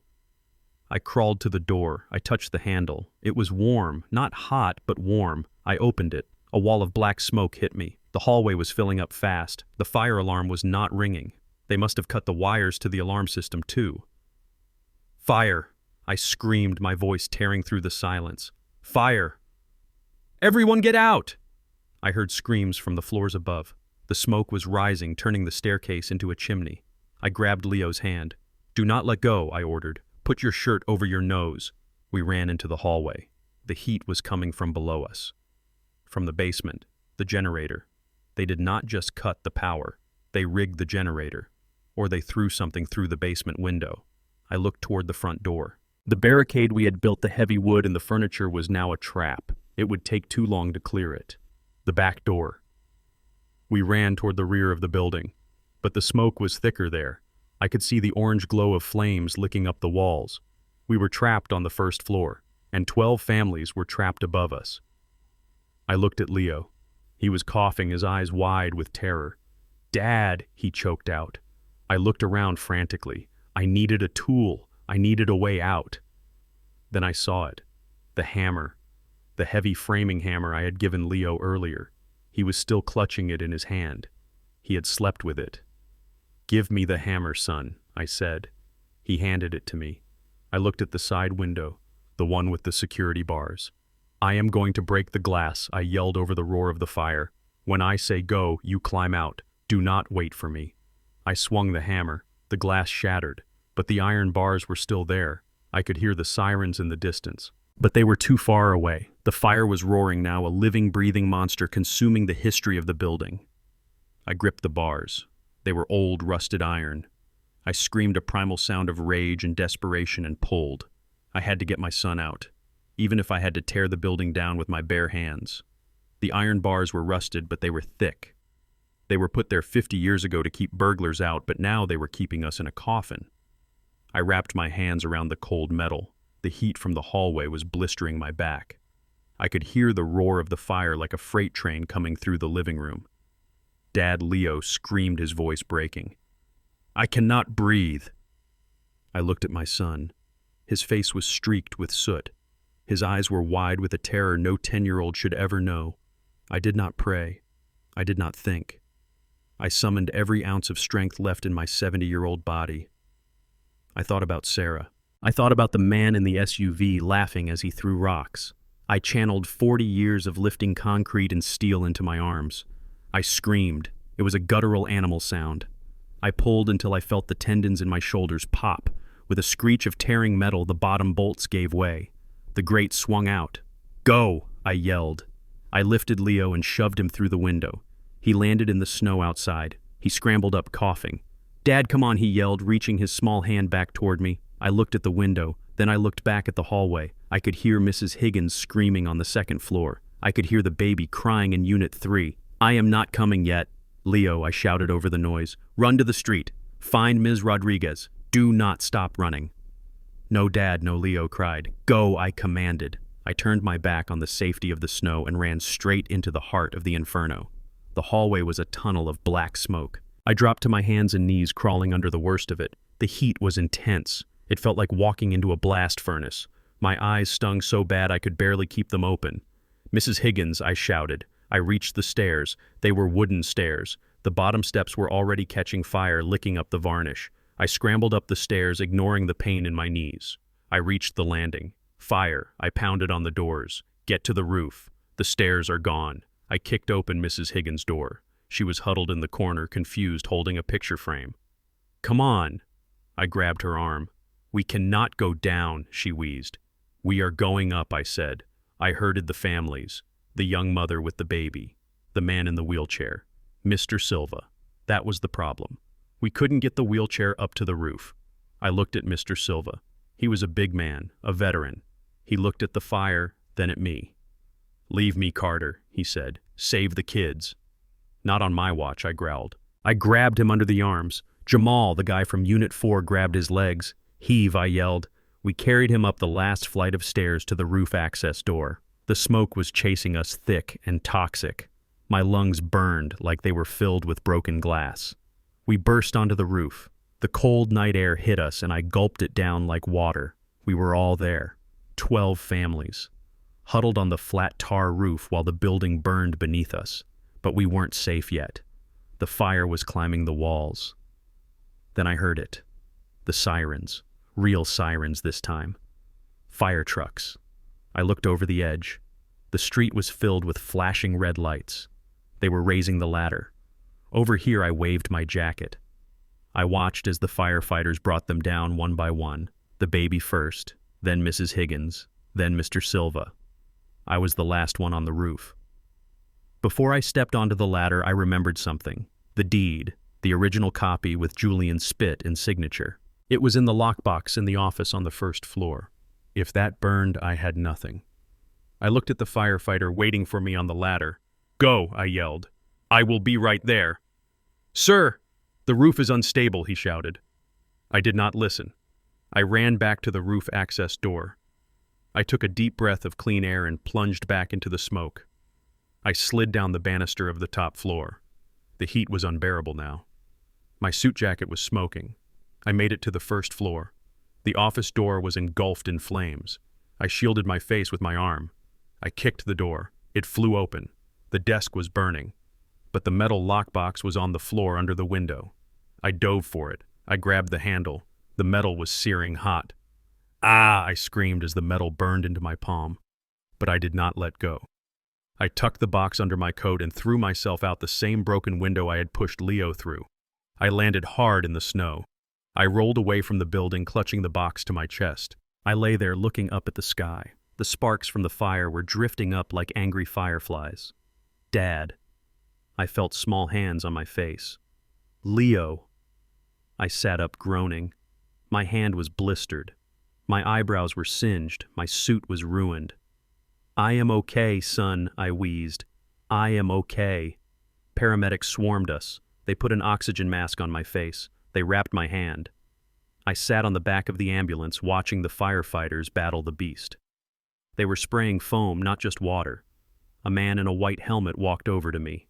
He was the fire marshal. "You are the owner?" he asked.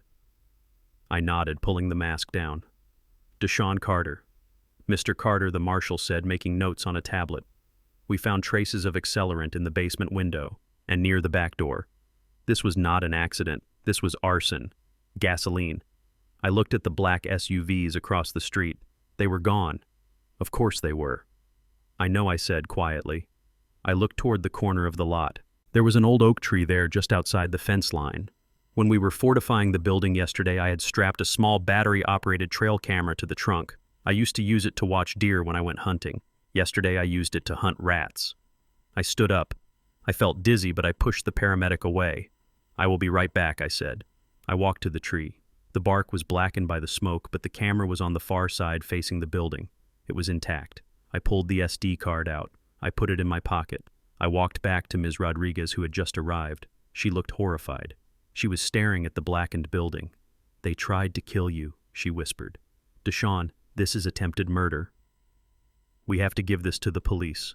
We have to give this to Captain O'Malley." I looked at the police cruisers. I saw O'Malley standing there talking to the fire marshal. He was shaking his head. He looked bored. I touched the SD card in my pocket.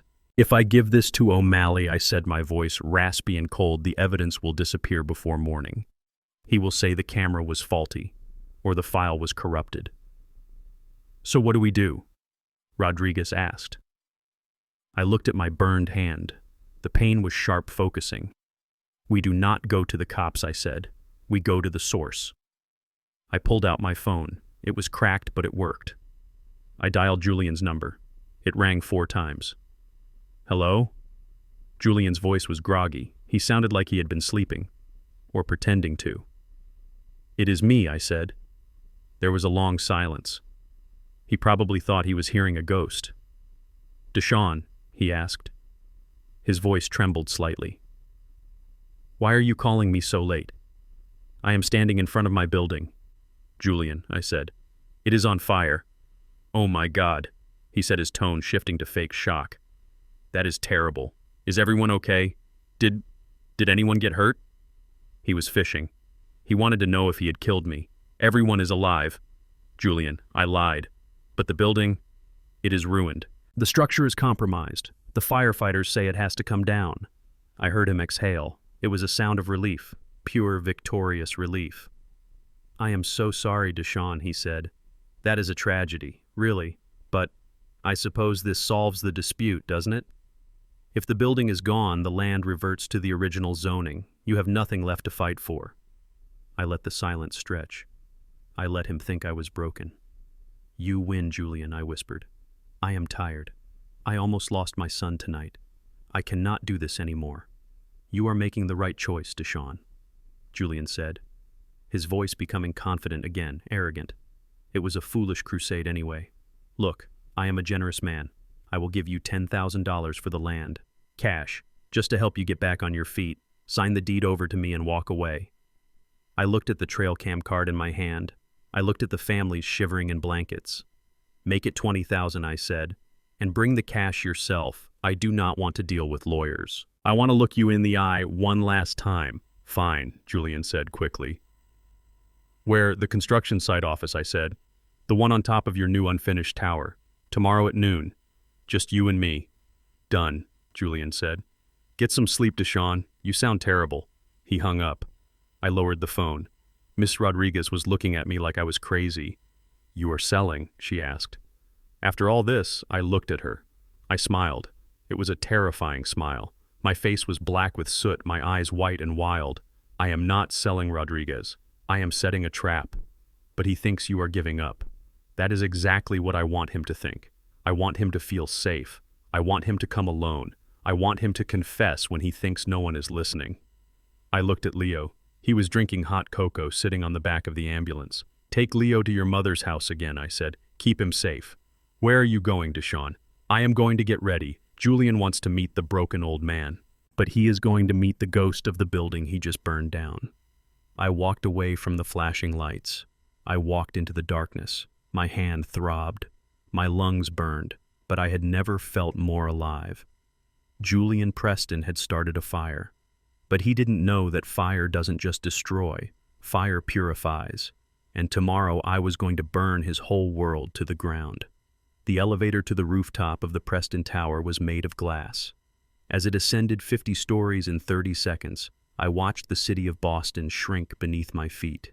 I saw the grid of streets, the flow of traffic, and far to the south a thin plume of gray smoke still rising from the blackened shell of 45 West 4th Street.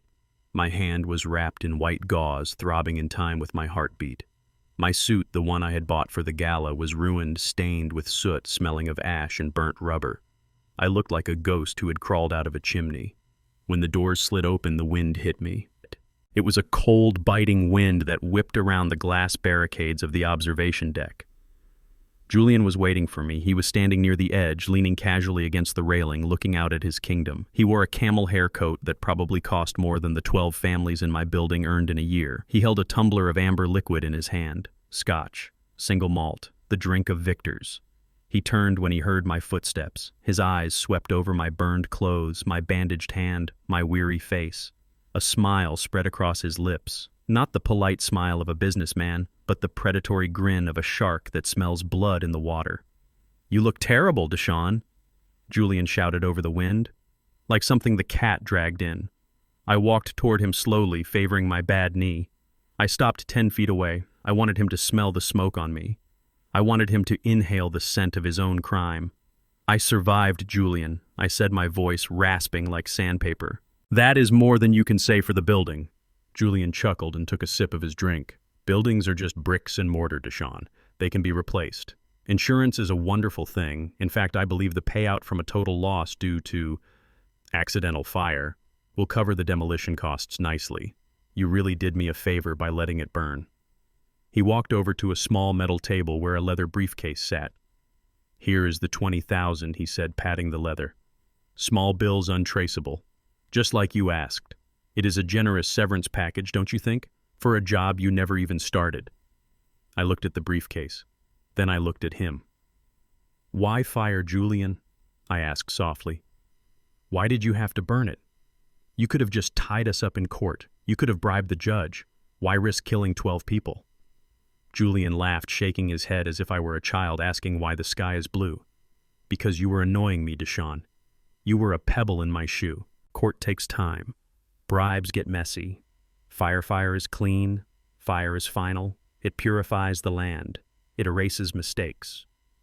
He stepped closer, his arrogance making him careless. He thought he was talking to a defeated man. He thought we were alone on top of the world.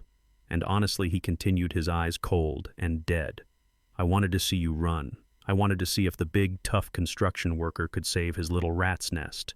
It turns out you couldn't. You failed Deshawn, just like you failed Sarah. I clenched my jaw. The name of my wife in his mouth felt like a violation. Leave Sarah out of this, I said. Why? She is the reason we are here, isn't she? Julian sneered. My poor deluded sister. You actually thought she loved you, didn't you? You thought the heiress and the handyman was a real love story. He took another step, invading my personal space.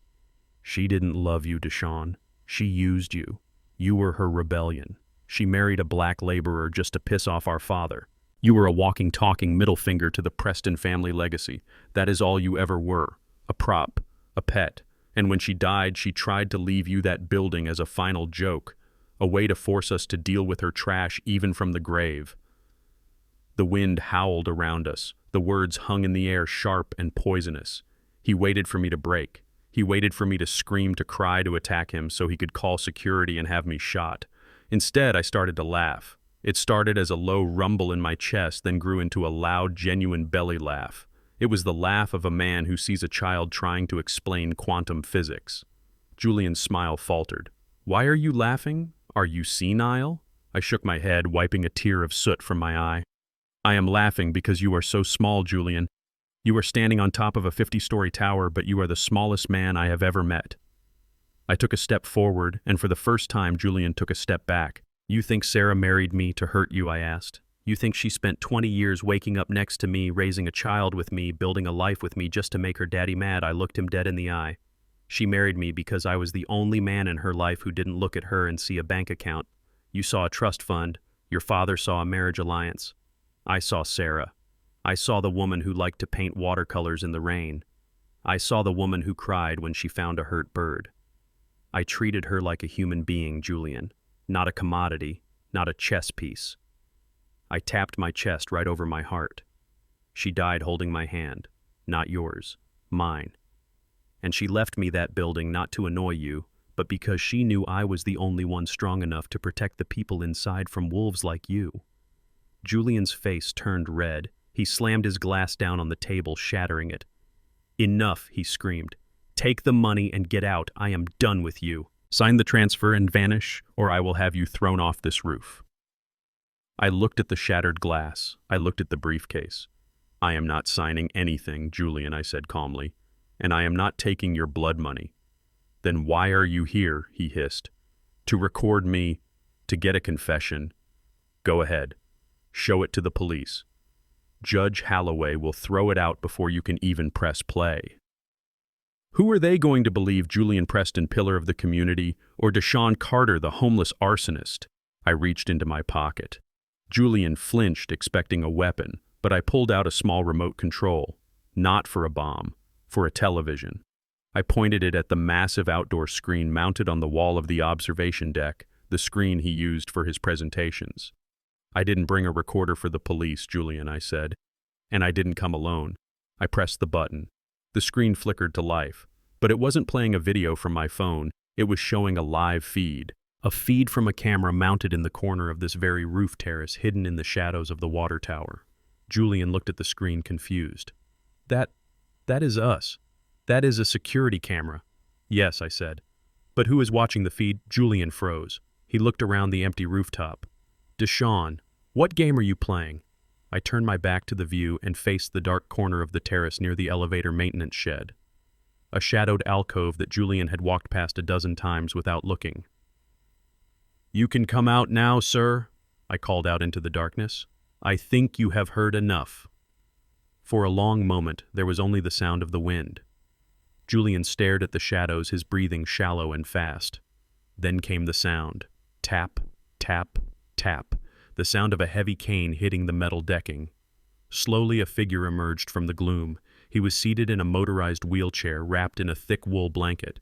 An oxygen tube ran under his nose. He was old, ancient, even, his skin like parchment paper, his hands trembling with palsy. But his eyes were clear, and they were cold as ice.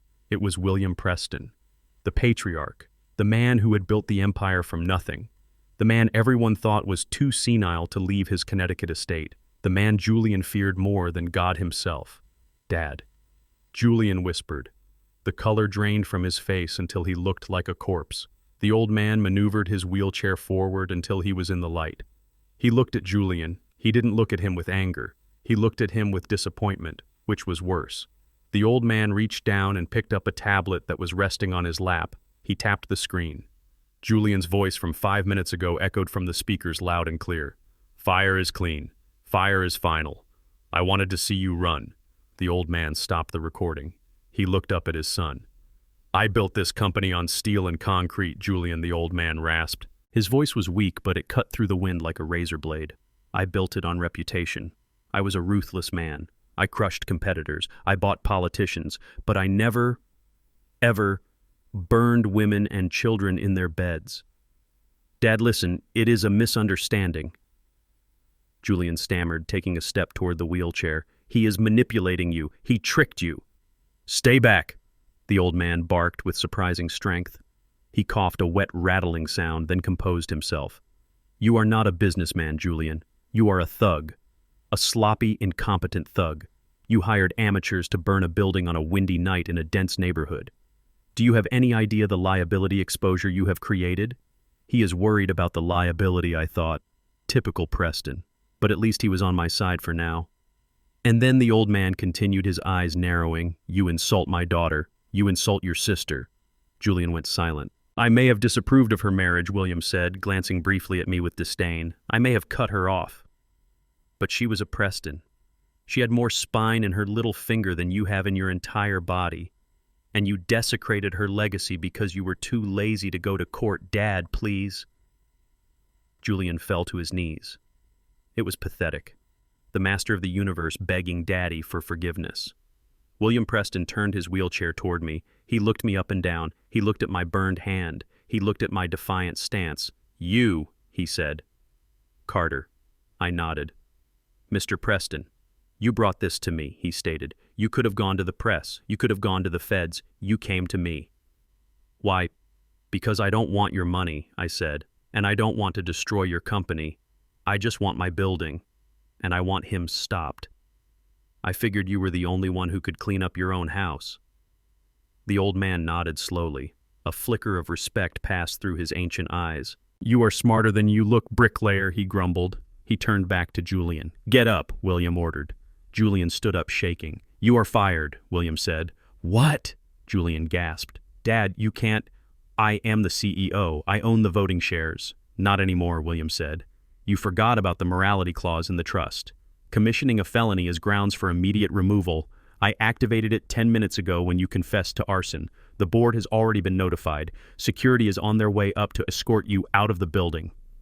No, Julian screamed. This is my tower. I built this. You built nothing, William shouted, his face turning purple. You inherited it, and you almost burned it down.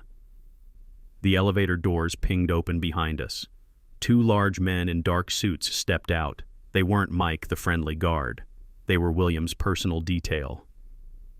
Take him, William said, waving a trembling hand at his son. Get him out of my sight, and call the district attorney.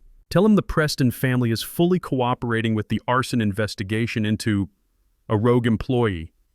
Julian looked at the guards. He looked at his father. Then he looked at me. His eyes were filled with a hate so pure it was almost beautiful. You are dead, Carter, he whispered as the guards grabbed his arms. You hear me. You think this is over. I will spend every dime I have left to destroy you. I will find your son. I will. One of the guards punched Julian in the stomach. Short, sharp, professional. Julian doubled over, gasping for air. That is enough, Mr. Preston, the guard said. They dragged him into the elevator. Julian's expensive shoes scraped against the floor. The doors slid shut, cutting off his screams. Silence returned to the rooftop. It was just me and the old man now. William Preston adjusted his blanket. He looked tired. He looked like a mountain that was eroding. Do not think we are friends, Carter, he said softly.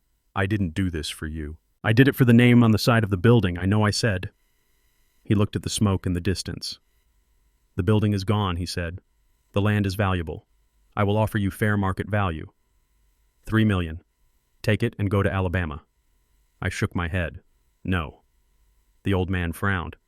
You drive a hard bargain. $5 million. I am not selling Mr. Preston. Then what do you want? He snapped. The building is a shell. It has to come down. I walked over to the edge of the roof. I looked down at the city. I am going to rebuild it, I said. With what money? He scoffed. I will figure it out, I said. But I am not selling Sarah's legacy, and I am not selling the home of 12 families who trusted me. William Preston studied me for a long time. He tapped his fingers on the armrest of his wheelchair. "You are a stubborn son of a bitch," he muttered. "Just like her." He turned his wheelchair toward the elevator. "Fix your hand, Carter," he said as he rolled away. "And if you are going to rebuild, use steel beams this time. Wood burns too easily." He disappeared into the elevator. I stood alone on the roof. I had won. Julian was gone. The giant had fallen. But as I looked at the smoke rising from 4th Street, I knew the old man was right. I had the land. I had the deed. But I had no money. A burned-out ruin and 12 homeless families looking to me for answers. And Julian was still out there, wounded, humiliated, and dangerous. My phone buzzed in my pocket. I pulled it out. It was a text from an unknown number. It was a picture of Leo, walking into Ms. Rodriguez's mother's house, taken from a car across the street. Then a text followed. "Nice kid. Shame he has to grow up without a father." I gripped the phone until the screen cracked. The war wasn't over. It had just moved to the streets. The elevator doors slid shut, cutting off Julian's pathetic screams. The sound of his expensive Italian loafers dragging across the metal floor still echoed in my ears. I stood there on the roof of the world, shivering not from the cold, but from the adrenaline crash. For a moment, I thought it was over. I thought the dragon had been slain. I looked at William Preston, the patriarch, the man who had built this city. He sat in his wheelchair, a blanket draped over his withered legs, looking like a king on a mobile throne. He was breathing heavily, the oxygen tube under his nose hissing softly. He had just destroyed his own son to save the company. It was the coldest thing I had ever witnessed. Julian was a monster, yes, but he was William's blood. And William had cut him off like a gangrenous limb without blinking an eye. I turned to him. I felt a strange sense of camaraderie. 2 old men, 2 survivors. "Thank you, Mr. Preston," I said, my voice raspy from the smoke. "You did the right thing. Justice was served today." William Preston slowly turned his wheelchair to face me. His eyes were milky with age, but behind the cataracts there was a sharpness that could cut glass. He looked at me for a long time. He looked at my soot-stained face. He looked at my burned hand wrapped in gauze. He looked at my cheap shoes. And then he laughed. It was a dry, rattling sound like dead leaves scraping across pavement. "Justice," he wheezed. "You think this was about Justice Carter? You really are naive, aren't you?" The smile on my face faded. I took a step back. The wind whipped around us, howling through the steel girders of the unfinished tower. "He broke the law," I said. "He tried to kill people. He broke the first rule of business." William corrected, his voice turning hard as granite. "He got caught. He was sloppy. He let emotion dictate his actions. That is why I fired him. Not because he burned down a tenement, but because he failed to burn it down completely." My blood ran cold. I realized then that I had made a terrible mistake. I thought I was talking to an ally, but I was talking to the architect of the nightmare. Julian was just the executioner. William was the judge. The old man wheeled himself closer to me. The motor of his chair whined in the silence. "Let us be practical, Deshawn," he said, using my first name for the first time. It sounded like an insult coming from his mouth. "Julian is gone. He is a non-entity now. But the problem remains. The problem is you." "Me?" I asked. "I am the victim here." "You are a loose end," William said. "You have a deed that muddies the water for my investors. You have a video that could embarrass my family name. And you have a building that frankly is an eyesore on my balance sheet." He reached into the inside pocket of his coat. His hand trembled with age, but his grip was firm. He pulled out a checkbook, a long, leather-bound checkbook. "I am a businessman, Carter," he said, uncapping a gold pen. "I do not deal in emotion. I deal in numbers. Everyone has a number. What is yours?" I looked at him. "I am not selling," I said. "I told you. I am going to rebuild." William ignored me. He started writing. The scratch of the pen was loud in the wind. 3 million, he muttered. "No. Let us make it 5. Julian offered you 20,000. He was an insult. I am not insulting you." He tore the check out. He held it up. The wind caught the corner, flapping it back and forth. $5 million, Deshawn. Tax-free. I will classify it as a consulting fee. I looked at the check. I saw the zeros. $5 million. I thought about the rusted Honda. I thought about the nights Leo and I spent shivering in the parking lot. I thought about the ramen noodles. I thought about the shame of not being able to buy him a winter coat. $5 million could buy a house in the suburbs. It could buy Leo a college education. It could buy us safety for the rest of our lives. All you have to do. William said, seeing the hesitation in my eyes, is give me the original deed, give me the memory card, and sign a non-disclosure agreement. He paused, and then he smiled. A cruel, thin-lipped smile. And one more thing. You leave Boston. You take that boy, that little mistake my daughter made, and you disappear. Go back to where you came from, the South, right? Or maybe Africa. I do not care. Just take the mongrel away from my city. The word hung in the air. Mongrel. The world stopped spinning. The wind stopped howling. The only thing I could hear was the pounding of my own heart. He called my son a mongrel. He called Leo Sarah's flesh and blood a mistake. I looked at the check again. $5 million. It was a lot of money. It was enough money to solve every problem I had, except one. If I took that money, I would be selling my son. I would be agreeing with this old man. I would be admitting that Leo was something to be hidden, something to be ashamed of. I would be teaching my son that his dignity had a price tag. I looked up at William Preston. The temptation vanished, replaced by a cold, white-hot rage. I reached out and took the check. William smiled. "Smart man," he said. "I knew you were reasonable.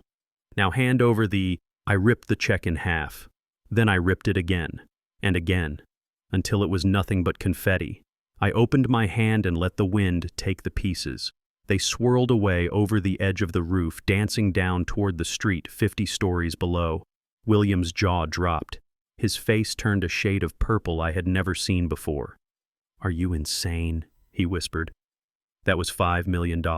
You are a beggar. You have nothing." "I have my son," I said, my voice steady and strong.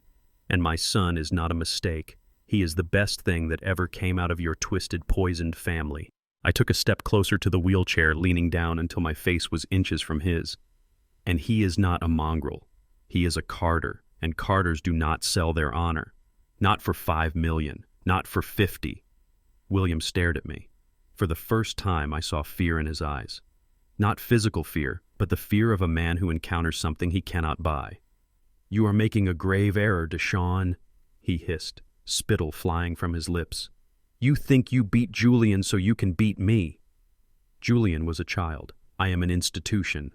I straightened up. I adjusted my burned jacket. "I am not afraid of you, old man," I said. "You should be." William snarled. "I will bury you. I will drain you dry. I will sue you in every court in this state. I will have the city inspectors condemn your building every single day. I will make sure you cannot buy a loaf of bread in this town without a lawyer present." He slammed his hand on the armrest. "I offered you a life preserver," he screamed. "Now I'm going to drown you." I turned to walk away. My knee hurt. My hand throbbed. I had no money. I had no home. I had just declared war on a billionaire. But I felt light. I felt clean. "Do your worst, Mr. Preston," I said over my shoulder. "But remember one thing. Steel gets stronger in the fire. You just forged me into something you cannot break." I walked to the elevator. I pressed the button. As the doors closed, I saw William Preston frantically dialing his phone, his face twisted in hate. He wasn't calling his son. He wasn't calling a doctor. He was calling his generals. The ride down was silent. I leaned my head against the cool glass. I was tired. God, I was so tired. But then I pictured Leo. I pictured him hitting that nail with the hammer. I pictured him standing tall. I pulled out my phone. I had a text from Ms. Rodriguez. "Deshawn, where are you? The police just released the scene. We can go back to the building." I typed back with my good hand. "I am coming. And Rodriguez. Get ready for a long fight. I just turned down $5 million. I hit send. I walked out of the Preston Tower. The sun was setting, casting long shadows over the city. I got into my car. The engine struggled to turn over. It wheezed and coughed before finally catching. I drove south toward the smoke. I knew what was coming. The lawsuits, the threats, the hunger. But as I turned onto 4th Street, I saw something I didn't expect. There were lights, not street lights, work lights. I pulled up to the burnout shell of my building. There were people there, dozens of them. The 12 families were there, of course, sweeping debris. But there were others. Men in hard hats. Men with tool belts. I saw Mike, the security guard from the Preston building. He was carrying a stack of lumber. I saw the guy from the hardware store, the one who had watched my card get declined. He was unloading a truck full of drywall. I parked the car and got out. "What is this?" I whispered. Mrs. Higgins, the old woman from Unit 1A, walked up to me. She was holding a thermos of coffee. "We made some calls," she said, smiling. "People heard what happened. They heard about the fire. They heard you ran back in." Mike walked over, wiping sweat from his forehead. "I quit my job, Deshaun," he said. "I couldn't work for them anymore. Not after what I saw." I told the union guys what happened. He pointed to the crowd. There were 30 men there. Electricians, plumbers, carpenters. "They are here to volunteer," Mike said. "We heard you wanted to rebuild." "Well, you taught half these guys how to hold a hammer. We figured it was time to pay you back." I looked at them. Black, white, Hispanic, young and old. They weren't there for a paycheck. They were there for respect. I felt tears prick my eyes. William Preston had his millions. He had his lawyers and his politicians, but he didn't have this. I walked into the center of the site. I climbed onto a pile of rubble. I looked at the men. I looked at the families. "All right," I shouted, my voice cracking with emotion. "If we are going to do this, we do it right. I want the structural assessment done by midnight. I want the debris cleared by dawn." A cheer went up. I picked up a shovel. My hand hurt like hell, but I gripped the handle tight. "Let us get to work." We worked through the night. But across town in a mansion on the hill, William Preston was not sleeping. He was sitting in his study staring at a picture of me. And he was making a call to a man who didn't use lawyers. A man who solved problems that money couldn't fix. The war had just begun. And the first shot was about to be fired. The courtroom smelled of lemon polish and old lies. It was a smell I knew well from my days working construction on the county courthouse renovations 20 years ago. Back then, I was the man sanding the mahogany benches and varnishing the railings. I was the invisible labor that made the halls of justice look dignified. Now I was sitting on one of those benches, and I felt smaller than the dust I used to sweep up. Judge Holloway sat on the bench high above us. He was a man with a face like a bulldog and eyes that looked at me with bored contempt. I knew him. Or rather, I knew of him. He was the kind of judge who played golf at the country club with men like William Preston. He was the kind of judge who looked at a black man in a torn suit with a bandaged hand and saw a criminal before the gavel even banged. On the other side of the aisle sat the Preston legal team. There were 4 of them. They wore suits that cost more than the building I was fighting for. Their lead attorney was a man named Vance. He was tall, thin, and had a smile that didn't reach his eyes. He didn't look at me. He looked through me. To him, I wasn't a person. I was a clerical error that needed to be corrected. Ms. Rodriguez sat next to me. She was gripping her pen so hard her knuckles were white. She had been fighting for me all morning, but it was like trying to stop a tidal wave with a bucket. Every objection she raised was overruled. Every piece of evidence she presented was dismissed as circumstantial. "Your Honor," Vance said, standing up and buttoning his jacket, "we are not here to debate the validity of a property deed that was clearly obtained through coercion. That is a matter for civil litigation that will take years to resolve. We are here for a much more urgent matter, the immediate safety of a minor." He pointed a finger at Leo. My son was sitting in the back row behind the wooden partition.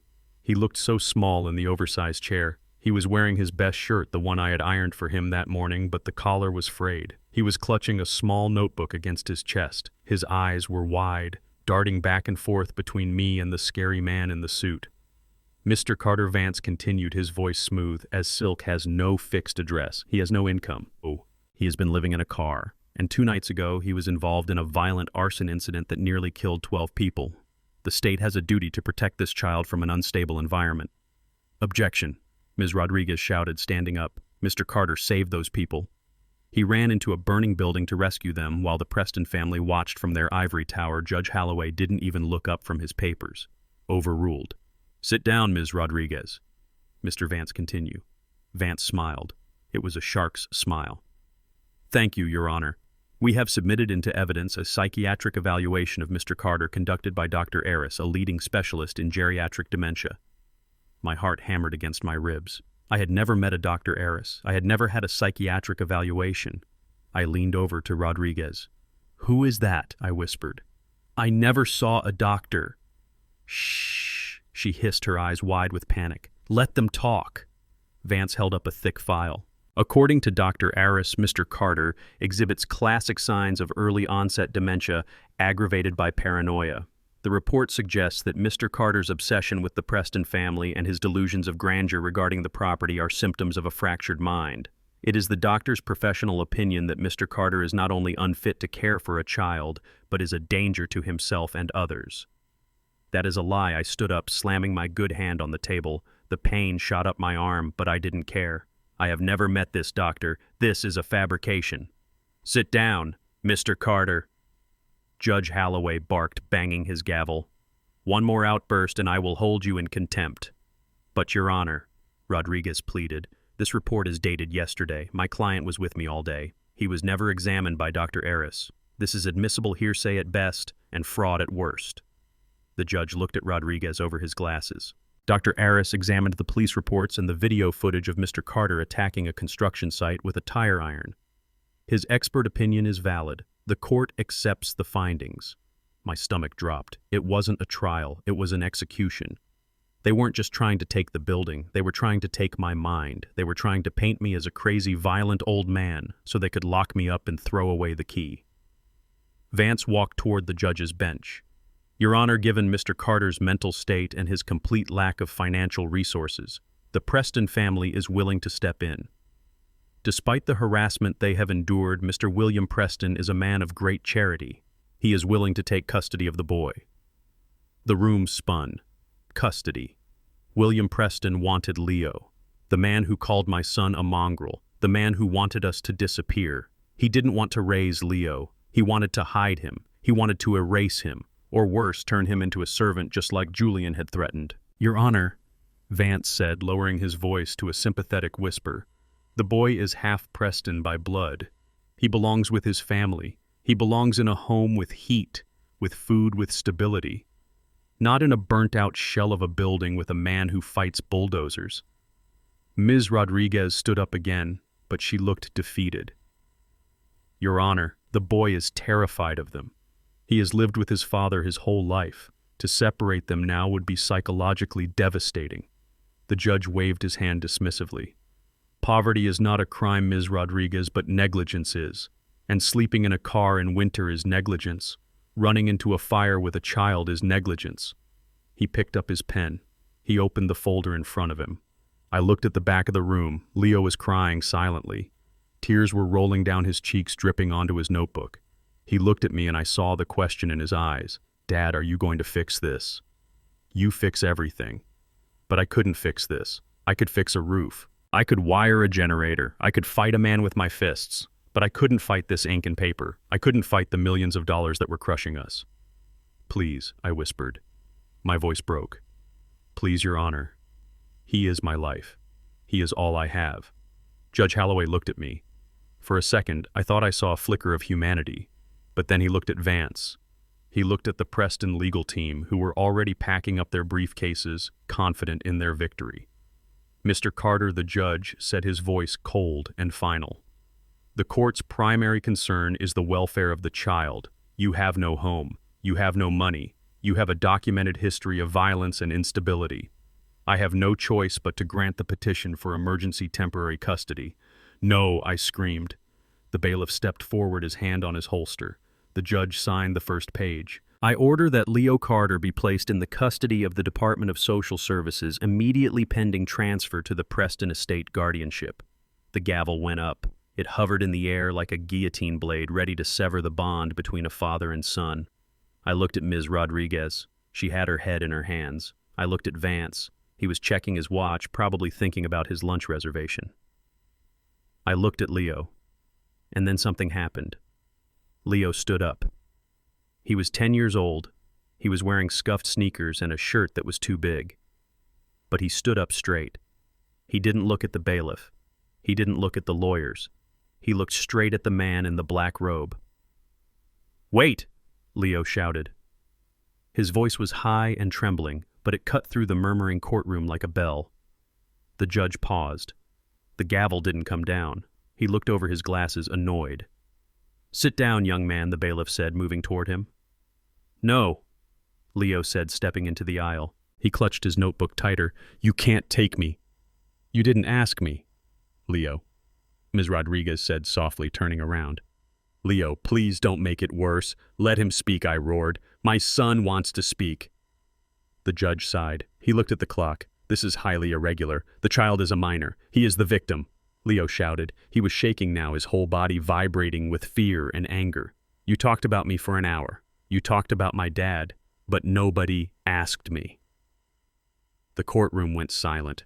Even Vance stopped packing his briefcase. There is a power in the voice of a child when it speaks truth to power. It makes grown men uncomfortable.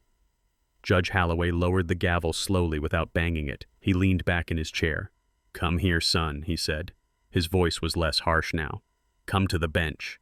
Leo walked up the aisle. He walked past the expensive suits. He walked past me. He didn't stop to hug me. He was on a mission. He looked like a soldier marching into enemy fire. He stood in front of the massive wooden desk. The top of his head barely reached the surface. "What is your name?" the judge asked. "Leo Carter," he said. "And do you understand what is happening here, Leo?" "Yes," Leo said. "You are trying to steal me." A gasp went through the room. Vance stood up. "Your Honor, I object to this." "Sit down," Mr. Vance, the judge snapped. "I want to hear this. Go on, Leo. Why do you say we are stealing you?" "Because you said my dad is crazy," Leo said. "You said he has a bad brain, but you are wrong." He opened his notebook. It was a cheap spiral-bound notebook, the kind you buy at the dollar store. The pages were crinkled and stained with soot. "My mom wrote this," Leo said, his voice wavering. "Before she died, she wrote in this book every day. She told me to hide it. She said if anything ever happened, I should read it to remember who loves me." He turned the pages with trembling fingers. The judge leaned forward. "What is that book, Leo?" "It is her diary," Leo said. "And she wrote about them too." He pointed a small finger at the Preston lawyers. "She wrote about Uncle Julian and Grandpa William." Vance's face went pale. "Your Honor, this is inadmissible. We have no way of verifying." "Read it, Leo," the judge commanded, ignoring the lawyer. "Read what she wrote." Leo took a deep breath. He looked down at the handwriting of the mother he missed so much. "October 14th, he read. "Julian came by today. He was drunk again. He told me that if I didn't sign the trust fund over to him, he would tell everyone that Deshawn hits me." He laughed. "He said nobody would believe a black construction worker over a Preston. But Deshawn has never hit me. He rubs my feet when they hurt. He carries me up the stairs because the chemo makes me weak. Julian is the one who scares me. He has eyes like a dead fish." The silence in the courtroom was absolute. You could hear a pin drop. You could hear Vance's heavy breathing. Leo turned the page. "November 3rd, Dad called. Grandpa William. He said I was an embarrassment. He said Deshawn was dirty. He said I should put Leo in boarding school so he can learn to be white. But I don't want Leo to be white. Or black. I want him to be like Deshawn. Brave, strong, kind." Leo looked up at the judge. Tears were streaming down his face again, but his voice didn't break.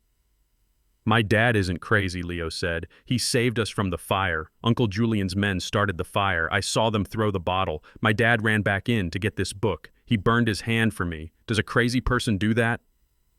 He slammed the notebook shut. "If you send me to live with them," Leo said, pointing at the empty chair where William Preston would have sat, "he will punish me for being alive. My dad punishes me when I don't do my homework. That is the difference." I put my head in my hands and wept. I wept for the bravery of my son. I wept for the truth that was finally being spoken. The judge looked at Leo. Then he looked at me. Then he looked at the expensive lawyers who were suddenly shuffling their papers looking for an exit. Judge Holloway picked up the psychiatric report, the one signed by the doctor who never met me. He looked at it for a long moment. Then he slowly tore it in half. He looked at Vance. "Mr. Vance," the judge said, his voice low and dangerous. "I think we need to take a short recess. And during that recess, I suggest you call your client. Because if what this boy just read is true, and I have a feeling it is, then this custody hearing just became a criminal investigation." He banged the gavel. "Court is in recess for 30 minutes. Leo turned around. He ran down the aisle. I fell to my knees and opened my arms. He crashed into me, burying his face in my chest. "I got you, Dad," he sobbed. "I got you." I held him tight, smelling the smoke that still lingered in his hair. "You got me, son," I whispered. "You saved us both." But as I looked over Leo's shoulder, I saw Vance on his phone. He wasn't looking scared anymore. He was looking angry. He was nodding. The legal battle might be turning, but the Prestons weren't the kind of people who let a diary defeat them. They were the kind of people who made witnesses disappear. The judge gave us 30 minutes. I had a feeling those 30 minutes were going to be the longest of my life. The 30 minutes of recess felt like 30 years. The courtroom clock ticked with a rhythm that sounded like a hammer hitting a coffin nail. Tick, tack, tick, tack. Every second was a second closer to losing my son. I sat at the defendant's table, my hands clasped together, praying to a God I hadn't spoken to in a long time. I prayed not for victory, but for mercy. Beside me, Ms. Rodriguez was furiously typing on her phone, trying to find a precedent, a loophole, anything to stop the juggernaut of the Preston legal team. But the real battle wasn't happening at the table. It was happening in the front row where a 10-year-old boy was clutching a dirty, spiral-bound notebook like it was a holy scripture. Leo didn't look at me. He was staring at the empty judge's bench, his jaw set in a line of determination that I recognized. It was the same look his mother used to have when she refused to take her pain medication because she wanted to be lucid enough to read him a bedtime story. The bailiff shouted, "All rise." Judge Holloway walked back in. His robe swished softly, a sound of ominous authority. He sat down. He adjusted his glasses. He looked at Vance, the Preston lawyer, and then he looked at Leo. "Young man," the judge said, his voice surprisingly soft. "You may continue. You said you wanted to tell us about the negligence, about living in the car." Vance stood up immediately. "Your Honor, I must object. This is highly irregular. The child has been coached. This is emotional manipulation." "Sit down, Mr. Vance," the judge snapped without looking at him, "or I will have you removed." Leo stood up again. He didn't walk to the witness stand. He just stood in the aisle, small and defiant. "Mr. Vance says my dad is negligent," Leo began. His voice trembled at first, then found its footing. "He says we slept in a car because my dad is a loser. But that is not true. We slept in the car because Uncle Julian changed the locks on our house while we were at the funeral." A murmur rippled through the gallery. Leo continued, his voice gaining strength. "It was cold. It was 12 degrees. I know because I watched the numbers on the dashboard. I was shivering. My teeth were hurting. Do you know what my dad did?" He looked at the judge, waiting for an answer. The judge shook his head slightly. "He took off his coat," Leo said. "He took off his sweater. He put them on me. He sat there in his t-shirt for 6 hours, rubbing my arms to keep me warm. His lips turned blue. I saw them. They were blue, Your Honor. And when I asked him if he was cold, he smiled and said he was sweating. I bit my lip to keep from sobbing. I remembered that night. I remembered the pain in my bones, but I didn't know Leo was watching. I thought he was asleep. He gave me the last burger," Leo said. "He told me he already ate, but I heard his stomach growling. It sounded like a monster, but he didn't eat. He watched me eat." "Is that negligence?" Leo looked at Vance. The fancy lawyer shifted uncomfortably in his $3,000 suit. "Uncle Julian has a big house," Leo said. "He has 10 bedrooms. The heat is always on. But when we went there to ask for help, he didn't give us a coat. He didn't give us a burger. He gave us $200 and told us to get out before he called the police." Leo took a step closer to the bench. "So, who is the bad parent? The man who freezes so I can be warm, or the man who locks his family out in the snow?" The courtroom was dead silent. Even the court reporter had stopped typing for a second, mesmerized by the raw truth coming from a child's mouth. "But that is not why I am here," Leo said. He lifted the notebook. "I am here because of this." Ms. Rodriguez leaned over to me. "Deshawn," she whispered, "did you know about this diary?" I shook my head. Sarah never showed it to me. She must have known I would do something rash if I read it. She was protecting me even from the grave. Leo opened the book. The pages crinkled loudly in the silence. "Mr. Vance says I belong with the Prestons," Leo said. "He says I am family. But listen to what my mom wrote on Christmas Eve last year." He found the page. He ran his finger under the lines. "December 24th. Leo read, 'We went to the estate for dinner. It was a mistake. Father was drinking. He looked at Leo playing with the new train set Deshawn bought him. Father laughed. He said it was a waste of money to buy toys for a half-breed. He said Leo would never run the company. He said Leo's only purpose was to inherit the voting shares that were left to me by grandmother. He said once I am dead, they will take the shares and put Leo in a boarding school in Switzerland so they never have to look at him again. The gasp from the audience was audible this time. Reporters in the back row were frantically typing on their phones. Leo looked up. His eyes were filled with tears. "They don't want me, Your Honor. They want my shares." My mom knew it. That is why she wrote this part. He turned to the very last page of the notebook. The ink was different, shaky.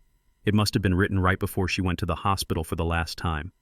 "To whoever finds this," Leo read, "if I die, please, I beg you, do not let my family take my son. They are wolves in sheep's clothing. They will destroy his spirit. My husband, Deshaun Carter, is the only father Leo has ever known. He is the only one who loves Leo for who he is, not for what he owns. Deshaun is the guardian of my heart and the guardian of my son. If Julian tries to take him, know this. Julian threatened me. He told me that accidents happen to people who refuse to sign over their trust funds. I am afraid for my life, and I am afraid for my son." Leo closed the book. He looked at the judge. "My mom was afraid of them," Leo whispered. "And I am afraid too. Please don't send me there. Please let me stay with my dad. We don't need a house. We don't need money. I just need him." Leo walked back to the bench and placed the notebook on the judge's desk. "It is all in there," he said. Then he turned and walked back to his seat. He sat down next to the bailiff and buried his face in his hands. Judge Holloway picked up the notebook. He handled it like it was a bomb. He adjusted his glasses and began to read. He read the first page, then the second. Then he flipped to the back. His face, usually a mask of indifference, began to change. His jaw tightened, his brow furrowed. The color rose in his cheeks. He looked up at Vance. "Mr. Vance," the judge said. His voice was no longer soft. It was ice cold. "Yes, Your Honor," Vance said, standing up. He looked nervous now. He was sweating. "Were you aware of the existence of this journal?" "No, Your Honor. As I said, this is likely a forgery, a child's scrawl. We have no proof that Sarah Preston wrote this." The judge held up the notebook. "I have presided over probate court for 20 years, Mr. Vance. I have seen Sarah Preston's signature on dozens of documents. I know her handwriting, and I know the handwriting of a dying woman. This is not a forgery." He slammed the notebook down. "This is a testament, and it contains allegations of extortion, death threats, and conspiracy to commit fraud against a minor." Vance stammered. "Your Honor, surely you can't take the ramblings of a sick woman as fact." "I can and I will," the judge roared, "especially when they align perfectly with the testimony of this child." The judge turned to me. "Mr. Carter, please stand up." I stood up. My legs felt weak. "Mr. Carter," the judge said, "I owe you an apology. This court has been misled. We were told this was a case of poverty versus stability. It appears it is actually a case of protection versus predation." He looked at the bailiff. "The temporary custody order is hereby vacated. Leo Carter remains in the care of his father, Deshaun Carter, effective immediately." I let out a sob that tore through my chest. I grabbed the table to keep from falling. Ms. Rodriguez grabbed my arm, squeezing it tight. "We did it, Deshaun. We did it." But the judge wasn't finished. Furthermore, he continued, glaring at Vance. "I am placing this journal into evidence.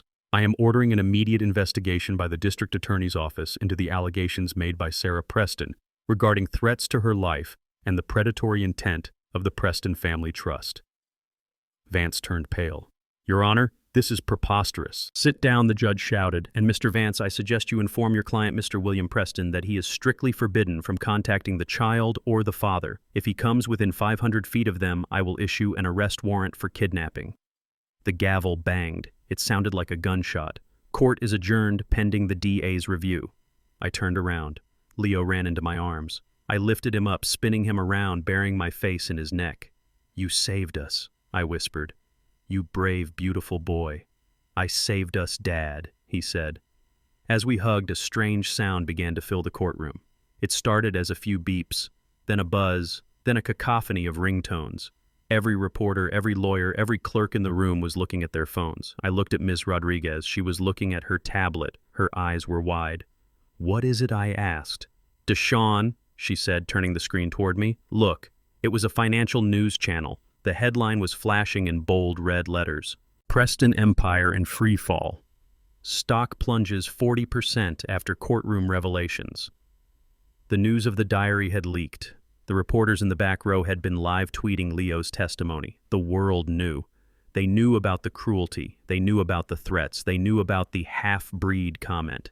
And Wall Street was reacting. Preston Development is toxic, Rodriguez said. Their investors are pulling out, their board is calling for an emergency meeting. Julian was fired yesterday, but now the whole family is going down. I looked at Vance. He was packing his bag frantically, ignoring the calls on his cell phone. He looked like a rat fleeing a sinking ship. We walked out of the courtroom. The hallway was packed with cameras. Flashes blinded us. Microphones were shoved in my face. Mr. Carter! Mr. Carter! Is it true you own the subway expansion land? Mr. Carter. What do you have to say to William Preston? I didn't answer. I just held Leo's hand tighter. I pulled my coat collar up, the same coat I had given Leo in the car, and pushed through the crowd. We walked out into the fresh air. It was still cold, but the sun was shining. "It is over," Dad Leo asked. I looked at the headlines on the newsstand. I looked at the panic on the faces of the Preston lawyers running to their limos.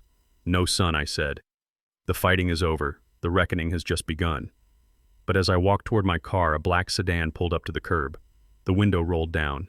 It wasn't Julian. It wasn't William. It was a man I didn't know. He wore a simple gray suit. He didn't look like a lawyer. He looked like government. "Mr. Carter," he asked. "Yes, my name is Agent Miller, FBI. We have been monitoring the Preston family for months regarding money laundering allegations, but we needed a witness." He looked at the notebook in Leo's hand. "I think your son just gave us the key to the castle. We would like to talk to you." I looked at Ms. Rodriguez. She nodded. I looked at the agent. "We are hungry," I said. "My son wants a burger, a real one." Agent Miller smiled. "I think the Bureau can afford lunch, Mr. Carter." We got into the car. The Prestons had tried to bury us. They had tried to burn us. But they forgot the most important rule of nature. Seeds grow in the dark. And today, we broke through the concrete.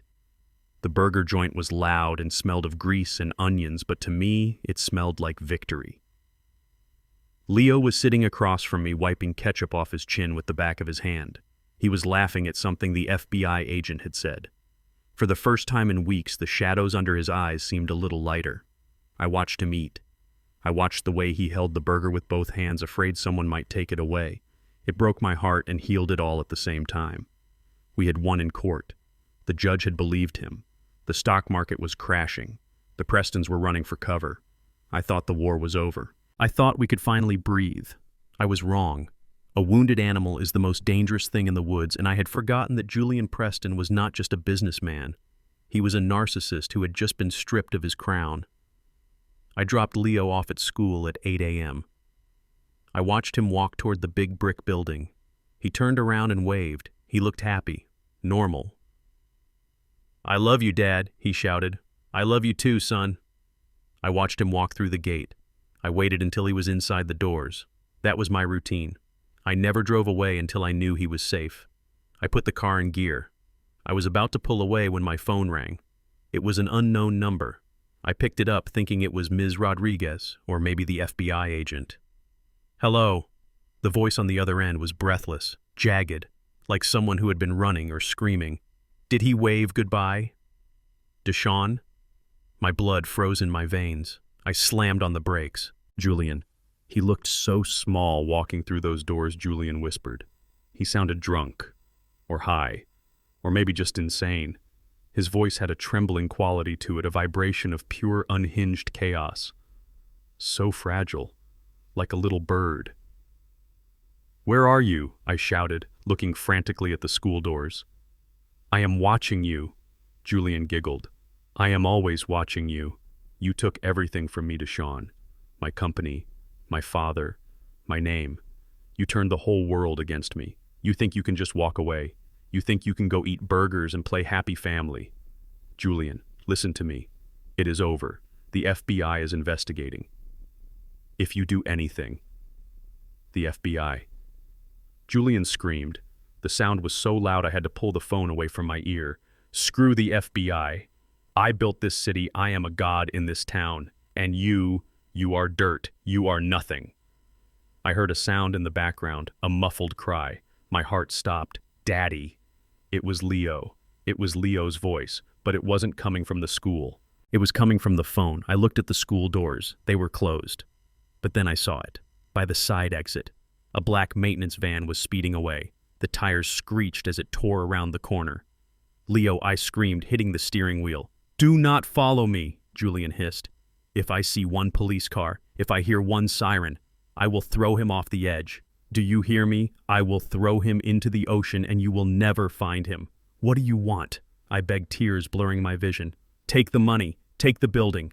I will sign whatever you want. Just don't hurt him. He is a child, Julian. He is your nephew. He is a mongrel," Julian spat. "And he is the reason my life is over." I heard the van engine revving. "Meet me at the old Navy Yard, Deshawn, Pier 4, the abandoned crane. Come alone. If you bring the lawyer, if you bring the cops, he dies." "What do you want me to do?" I asked, my voice shaking so hard I could barely speak. "I want you to bring the deed," Julian said. "And I want you to bring a pen. You are going to sign a confession. You are going to write that you lied, that you forged the diary, that you blackmailed my family. You are going to restore my reputation." "I will do it," I said. "I will write whatever you want," good Julian said. "And then, after you sign it, you are going to jump." The line went silent for a second. "Excuse me," I whispered.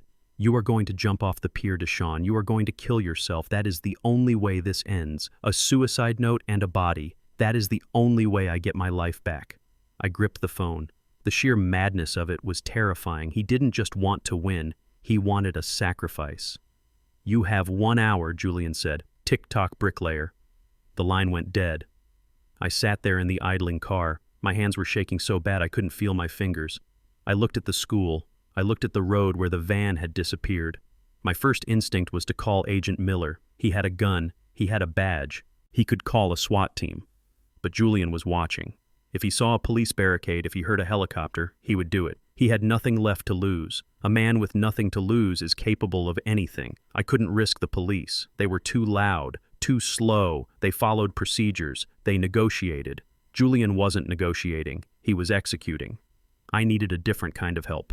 I needed men who knew the Navy Yard, men who knew how to move through shadows and steel, men who didn't wait for a warrant to kick down a door. I put the car in gear. I didn't drive toward the police station. I drove toward South Boston, toward the industrial park. I pulled up in front of a low brick building with a faded sign, Local 103, Ironworkers and Laborers Union. It was the middle of the day. The parking lot was full of pickup trucks. I ran inside. The hall was thick with cigarette smoke and the smell of stale beer. A group of men were sitting at the bar watching the news on a small TV. They turned when I burst in. Deshawn, one of them, asked. It was Big Marcus, the foreman I had worked with on the Prudential Tower. He was 6'5" with hands the size of shovels. He stood up. Everyone stood up. They had seen the news. They knew who I was. "Deshawn, what happened?" Marcus asked, seeing the terror in my eyes. "You look like you saw a ghost." "They took him," I gasped, leaning against a pool table to catch my breath. "Julian Preston. He took Leo." The room went deadly silent. The pool balls stopped clicking. The TV seemed to mute itself. "He took the boy." Marcus asked, his voice low and dangerous. "He has him at the Navy Yard," I said. "He wants me to come alone. He wants me to kill myself or he kills Leo. He said, if I call the cops..." I couldn't finish the sentence. I broke down. I buried my face in my hands. "I am 70 years old, Marcus. I cannot fight him. He has security guards. He has guns. I am just a tired old man." I felt a hand on my shoulder. It was heavy, warm. "You are not just an old man," Deshawn, Marcus said. "You are a brother." I looked up. Marcus wasn't looking at me with pity. He was looking at me with rage. He looked around the room. "You hear that, boys?" he shouted. "That rich suit thinks he can snatch a kid off the street. He thinks he can threaten one of us." Chairs scraped against the floor. Men were standing up. Not just a few. All of them. There was Tony the electrician who I had saved from a live wire in '95. There was Sal the welder whose mortgage I helped pay when he got sick. There was young Mike the security guard who had quit his job yesterday. "Grab your gear," Marcus ordered. They didn't grab guns. They grabbed tools. I saw men picking up crowbars. I saw them grabbing heavy wrenches. I saw one man pick up a nail gun and check the cartridge. Another grabbed a sledgehammer, the kind we use to break concrete. "We aren't calling the cops," Marcus said, walking toward the door. "We handle our own." We walked out into the parking lot. It was a convoy, 20 pickup trucks. Engines roared to life. It sounded like thunder. I got into the passenger seat of Marcus's truck. He threw a hard hat onto the dashboard. Put it on Deshawn, he said. We are going to a job site. I put the yellow hard hat on my head. It felt familiar. It felt safe. We drove in a column. We didn't use sirens. We moved with the grim purpose of a thunderstorm rolling in off the harbor. As we crossed the bridge toward the Navy Yard, I looked at the line of trucks behind us. I saw the faces of the men, grim, determined. Julian Preston had money. He had lawyers. He had madness on his side, but he had made a fatal calculation. He thought power came from a bank account. He was about to learn that real power comes from the calloused hands of the men who built his world. I checked my watch. 30 minutes left. Hang on, Leo, I whispered, staring at the cranes looming in the distance. The cavalry is coming, and we are bringing the hammers. The rusted gates of the Navy Yard loomed ahead like the teeth of a dead monster. The air smelled of saltwater diesel fuel and rotting wood. It was a place where things went to be forgotten, ships that would never sail again, cranes that had rusted into statues, and today it was where Julian Preston wanted to end my life. The convoy of pickup trucks came to a halt 50 yards from the main warehouse, Pier 4. The building was a massive skeleton of corrugated steel and broken glass. Inside, the shadows were deep enough to hide an army. I stepped out of the truck.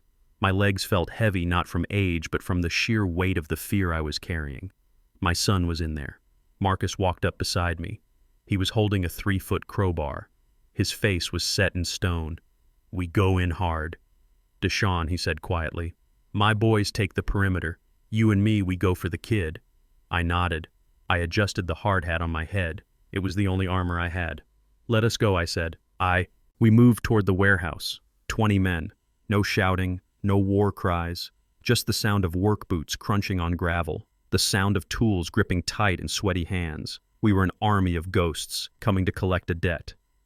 We reached the side door. It was chained shut. Marcus didn't hesitate.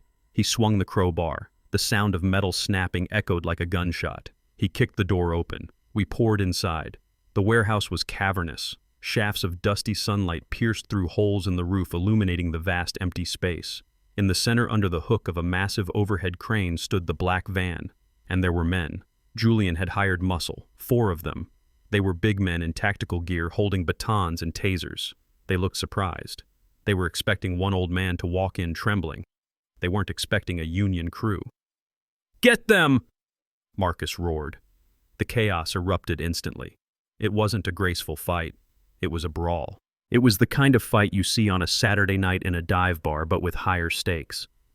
My brothers charged forward. I saw Tony the electrician tackle a guard who was reaching for a taser. I saw Sal the welder swing a heavy chain, knocking a baton out of another man's hand. I didn't stop to fight. I had one target. I ran toward the center of the room. My bad knee screamed with every step, but I didn't feel it. I was running on pure adrenaline. Leo, I screamed. Leo, Daddy. The voice came from above. I looked up. My heart stopped. On a metal catwalk 30 feet above the concrete floor stood Julian Preston. He was holding Leo by the back of his shirt. Leo was dangling dangerously close to the edge. Julian looked wild. His hair was disheveled, his expensive coat torn. He looked down at the brawl below with wide, manic eyes. Stop! Julian screamed. Stop or I drop him. I froze. Marcus, I yelled. Hold! The fighting stopped. The Union men stepped back, breathing hard. The guards scrambled away, nursing their bruises, looking up at their employer with confusion. I walked into the center of the beam of light. I took off my hard hat. I wanted him to see my face. I wanted him to see the eyes of the man he had tried to break. Let him go, Julian, I said. My voice was calm, terrifyingly calm. This is between you and me. Julian laughed. It was a high-pitched, jagged sound that bounced off the steel walls. You brought an army? He shrieked. You cheated Deshawn. You always cheat. You cheated my family out of the building. You cheated my father out of his loyalty. And now you bring these animals to fight your battles. I walked toward the metal staircase that led up to the catwalk. I am coming up, Julian, I said. Just you and me. Stay back, Julian yelled, pulling Leo closer to the rail. Leo whimpered. He was shaking so hard I thought he might pass out. I kept walking. I put my hand on the railing. I started to climb. 1 step. 2 steps. Julian reached into his coat pocket. He pulled out a gun. It was a small silver pistol. A rich man's toy. He pointed it at me. I said, "Stop," he screamed. "I will shoot. I swear to God, I will shoot you." I looked up at him. I saw the gun barrel shaking. I saw the sweat pouring down his face. I saw the terror in his eyes. Not terror of me. Terror of what he had become. "You have never held a tool in your life, Julian," I said, climbing another step. "You have never built anything. You have never fixed anything. And you have never killed anything. You pay people to do your dirty work, but your guards are down there. They cannot help you now." "I am not afraid to pull the trigger," Julian yelled. His finger was trembling on the guard. I reached the top of the stairs. I was on the catwalk now, 20 feet away from him. I walked toward him. I didn't run. I didn't duck. I walked tall. "Then shoot me," I said. Julian's eyes went wide. "What? Shoot me!" I roared, spreading my arms wide, exposing my chest. "Do it. Put a bullet in me, but you better aim straight, because if you miss, I am going to throw you off this roof." I took another step. "Do it!" I screamed. "Show my son what kind of man you are. Show him you are a killer." Julian wavered. The gun shook violently. He looked at me, then he looked at Leo. He looked at the drop below. He was crumbling. The pressure was too much. He was a bully, and bullies crumble when the victim doesn't flinch. Julian stammered. "I was 10 feet away. Give me the boy." "Julian," I said, dropping my voice to a command. "Give him to me. Now." Julian looked at the gun. He looked like he wanted to throw it away. He looked like he wanted to wake up from this nightmare. But then his eyes shifted past me, toward the entrance of the warehouse. Red and blue lights flooded the building. Sirens wailed, piercing the air. "Police. Drop the weapon." A SWAT team burst through the doors, weapons drawn. They moved with precise military speed. Miss Rodriguez had called them. She had tracked my phone. She knew I wouldn't wait. Julian panicked. The sound of the sirens snapped the last thread of his sanity. "No," he screamed. "You called them. You lied." He grabbed Leo. He pulled him toward the edge. He wasn't going to shoot me. He was going to jump, and he was going to take Leo with him. "No," I yelled. I lunged. I covered the 10 feet in a split second. I ignored the gun. I ignored the danger. I was a father. I slammed into Julian just as he lifted Leo over the rail. We hit the metal grating hard. The gun skittered away, falling over the edge and clattering onto the concrete below. Julian clawed at my face. He scratched my eyes. He bit my arm. He fought like a rat. But I was an iron worker. I had hands that could bend rebar. I grabbed him by the lapels of his coat. I slammed him against the railing. I pinned him there. "Leo," I shouted. "Run!" Leo scrambled away, crawling toward the stairs. I looked into Julian's eyes. They were wild, empty. "You lose," I whispered. Julian spat in my face. "Go to hell," he screamed. 2 SWAT officers rushed up the stairs. They grabbed Julian, pulling him off me. They threw him to the ground. "You have the right to remain silent," the officer shouted, cuffing his hands behind his back. Julian didn't remain silent. He screamed. He howled. "I am a Preston. You cannot touch me. My father owns this city. Get your hands off me. I will have your badge. I will have all of your badges." They dragged him away, kicking and screaming like a spoiled child having a tantrum.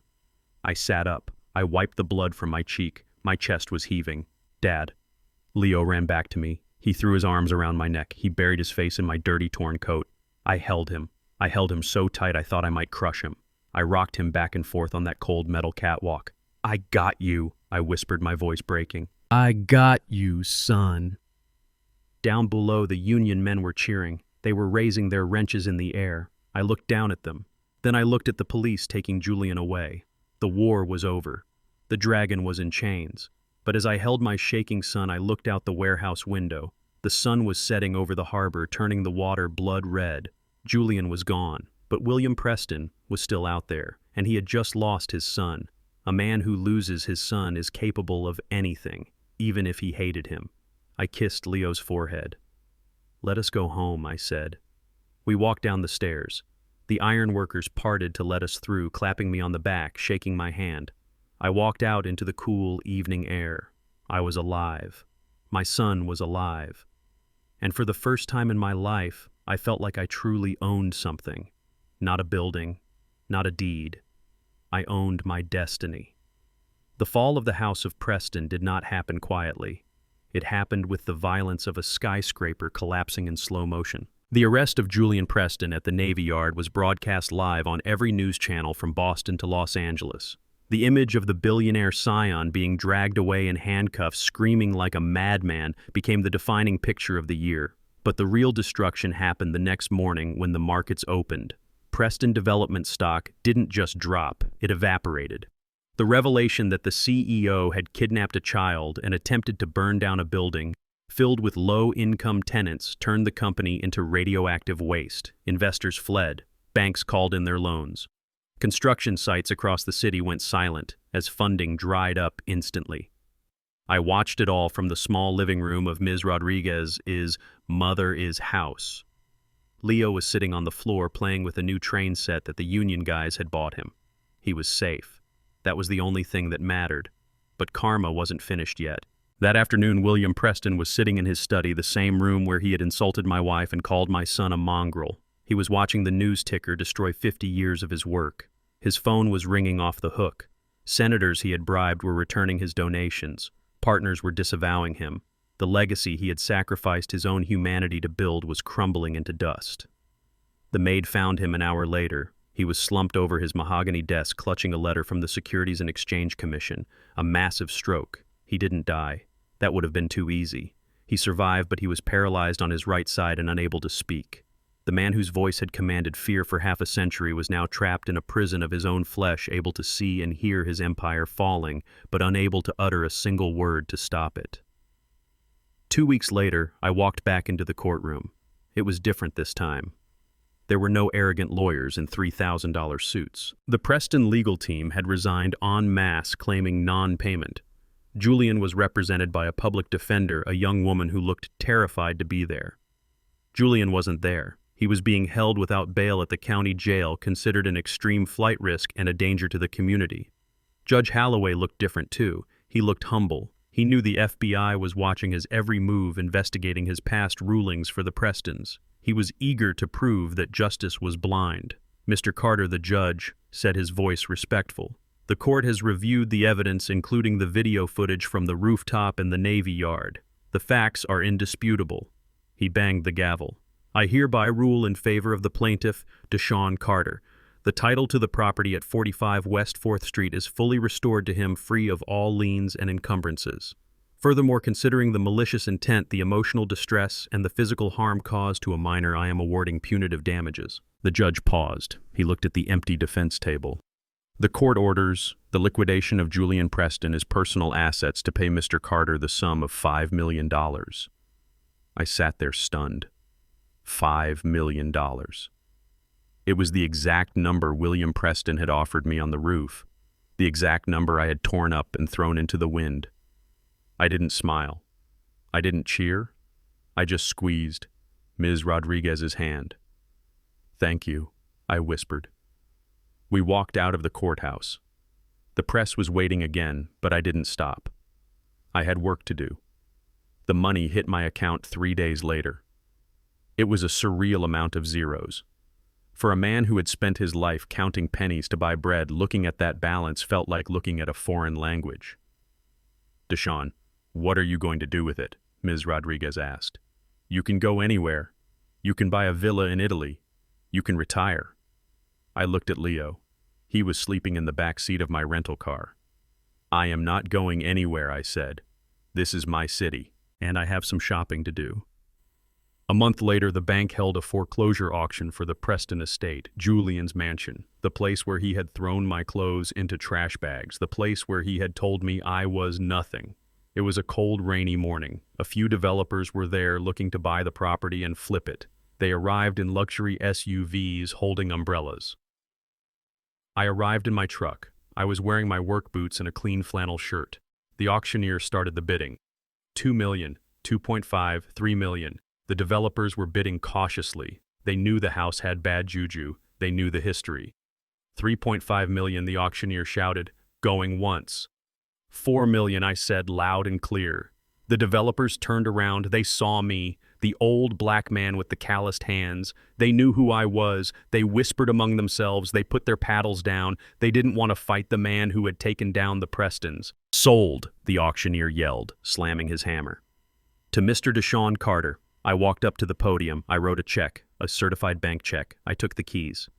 That afternoon, I drove to the mansion. I walked up the long driveway past the iron gates that used to be locked against me. I unlocked the massive front door.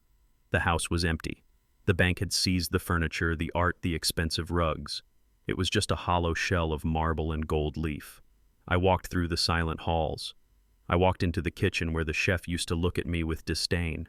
I walked into the library where Julian used to drink his scotch. It was cold. It felt dead. Leo ran in past me. His sneakers squeaked on the polished floor. "Dad!" he shouted, his voice echoing. "This place is huge. Are we going to live here?" I watched him run. I watched him slide on the floor in his socks, laughing. I looked at the cold walls. "No, son," I said. "We aren't going to live here. This place, it was built for people who hide from the world. We don't hide." "Then why did we buy it?" Leo asked, stopping in the middle of the grand staircase. I walked over to him. I sat down on the stairs. "We bought it to give it back," I said. The next day the trucks arrived, but they weren't moving trucks. They were construction trucks.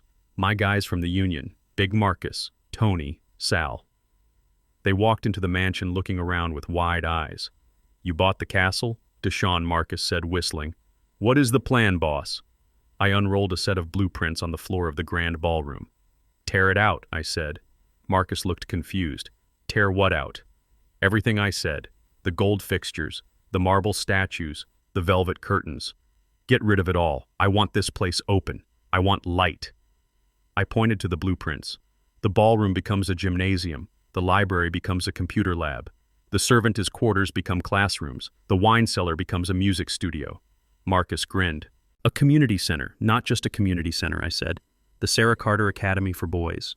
A place for kids who have nowhere else to go. Kids like Leo. Kids who need to know that they are worth more than the clothes on their back." We went to work. For the next 6 months, the Preston mansion was filled with the sound of hammers and saws. But this time, it wasn't the sound of destruction. It was the sound of transformation.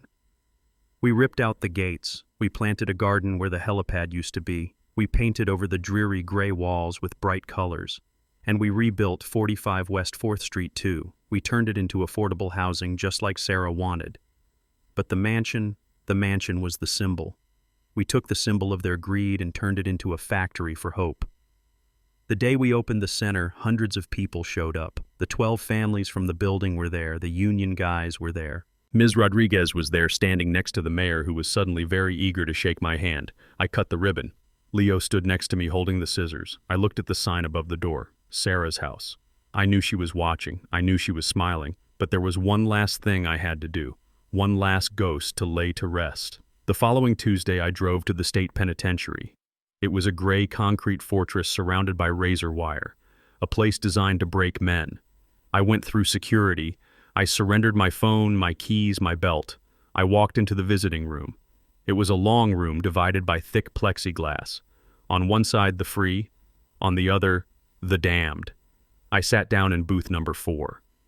A few minutes later, the door on the other side opened. A guard let a man in. He was wearing an orange jumpsuit. His head was shaved. He looked 20 years older. His skin was sallow, his eyes sunken and dull. It was Julian. He sat down. He didn't pick up the phone at first. He just stared at me. He looked confused, as if he couldn't understand why I was there. I picked up the receiver. Slowly shaking, Julian picked up his. "Why are you here?" he rasped. His voice was a shadow of the arrogant roar I remembered. "Did you come to gloat? Did you come to show me your money?" I looked at him. I didn't feel anger anymore. I didn't feel hate. I just felt a profound sense of pity. "No, Julian," I said. "I didn't come to gloat." Then what? Julian spat. "Go ahead. Tell me you won. Tell me you took my house. I heard you bought it. I heard you are living in my bedroom." I shook my head. "I am not living in your house, Julian. I gave it away." He blinked. "What?" "I turned it into a school," I said. "A school for poor kids. The ballroom where you slapped your mother-in-law. It is a basketball court now. The office where you made me beg. It is a library where kids learn to read." Julian stared at me, mouth open. You ruined it." "I fixed it," I said. I leaned closer to the glass. "I came here to tell you one thing, Julian. just one thing. I paused, waiting for him to look me in the eye. He looked up. His eyes were filled with tears of impotent rage. What he whispered. I took a breath. I thought about the fire. I thought about the bridge. I thought about the check I tore up. You were right, I said softly. Julian frowned. Right about what? I leaned in until my breath fogged the glass. Fire purifies, I said. I hung up the phone. I stood up. I didn't look back. I walked out of the prison.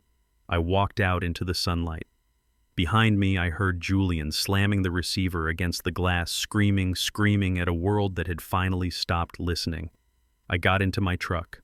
I checked the time. It was 3 p.m. School was out. Leo was waiting. I had a son to raise, and we had a lot of building left to do. It has been 2 years since the fire. 2 years since the gavel banged in that courtroom. 2 years since I walked out of a prison visitor room, leaving Julian screaming behind the glass. I stood on the sidewalk of 4th Street. The air was crisp, smelling of autumn leaves and fresh paint. I looked up. The building in front of me was no longer a blackened shell. It was beautiful. We had restored the red brick until it glowed in the afternoon sun. The windows were new, large, and energy efficient, but they kept the vintage charm of the original design. The front door was solid oak, polished to a shine that you could see your face in. Above the entrance, a modest bronze plaque read, Sarah S. Haven. I didn't name it that because I wanted credit. I named it that because she was the one who bought the bricks. She was the one who saw value where everyone else saw ruin. Hey, Dad, catch? I turned just in time to catch a football spiraling toward me. Leo was running across the small park we had built on the empty lot next door. He wasn't the shivering, terrified boy in the back seat of a Honda anymore. He was 12 years old now. He had grown 3 inches. His shoulders were broader, and his eyes were clear and bright. He was wearing work boots, not because he had to, but because he wanted to. Nice throw, son, I said, tossing the ball back. He laughed and ran back to the group of kids he was playing with. Some of them were from the building, others were from the neighborhood. A few were kids from the Sarah Carter Academy, the boys who used to be in gangs until we gave them tools and taught them how to build things. I watched him play. I watched him help a smaller boy who had tripped. I watched him high-five a kid who had dropped a pass, telling him it was okay. He had a spine of steel just like I wanted. But more importantly, he had his mother's heart. Mr. Carter. I turned to see Mrs. Higgins walking out of the front door. She was holding a tray of cookies.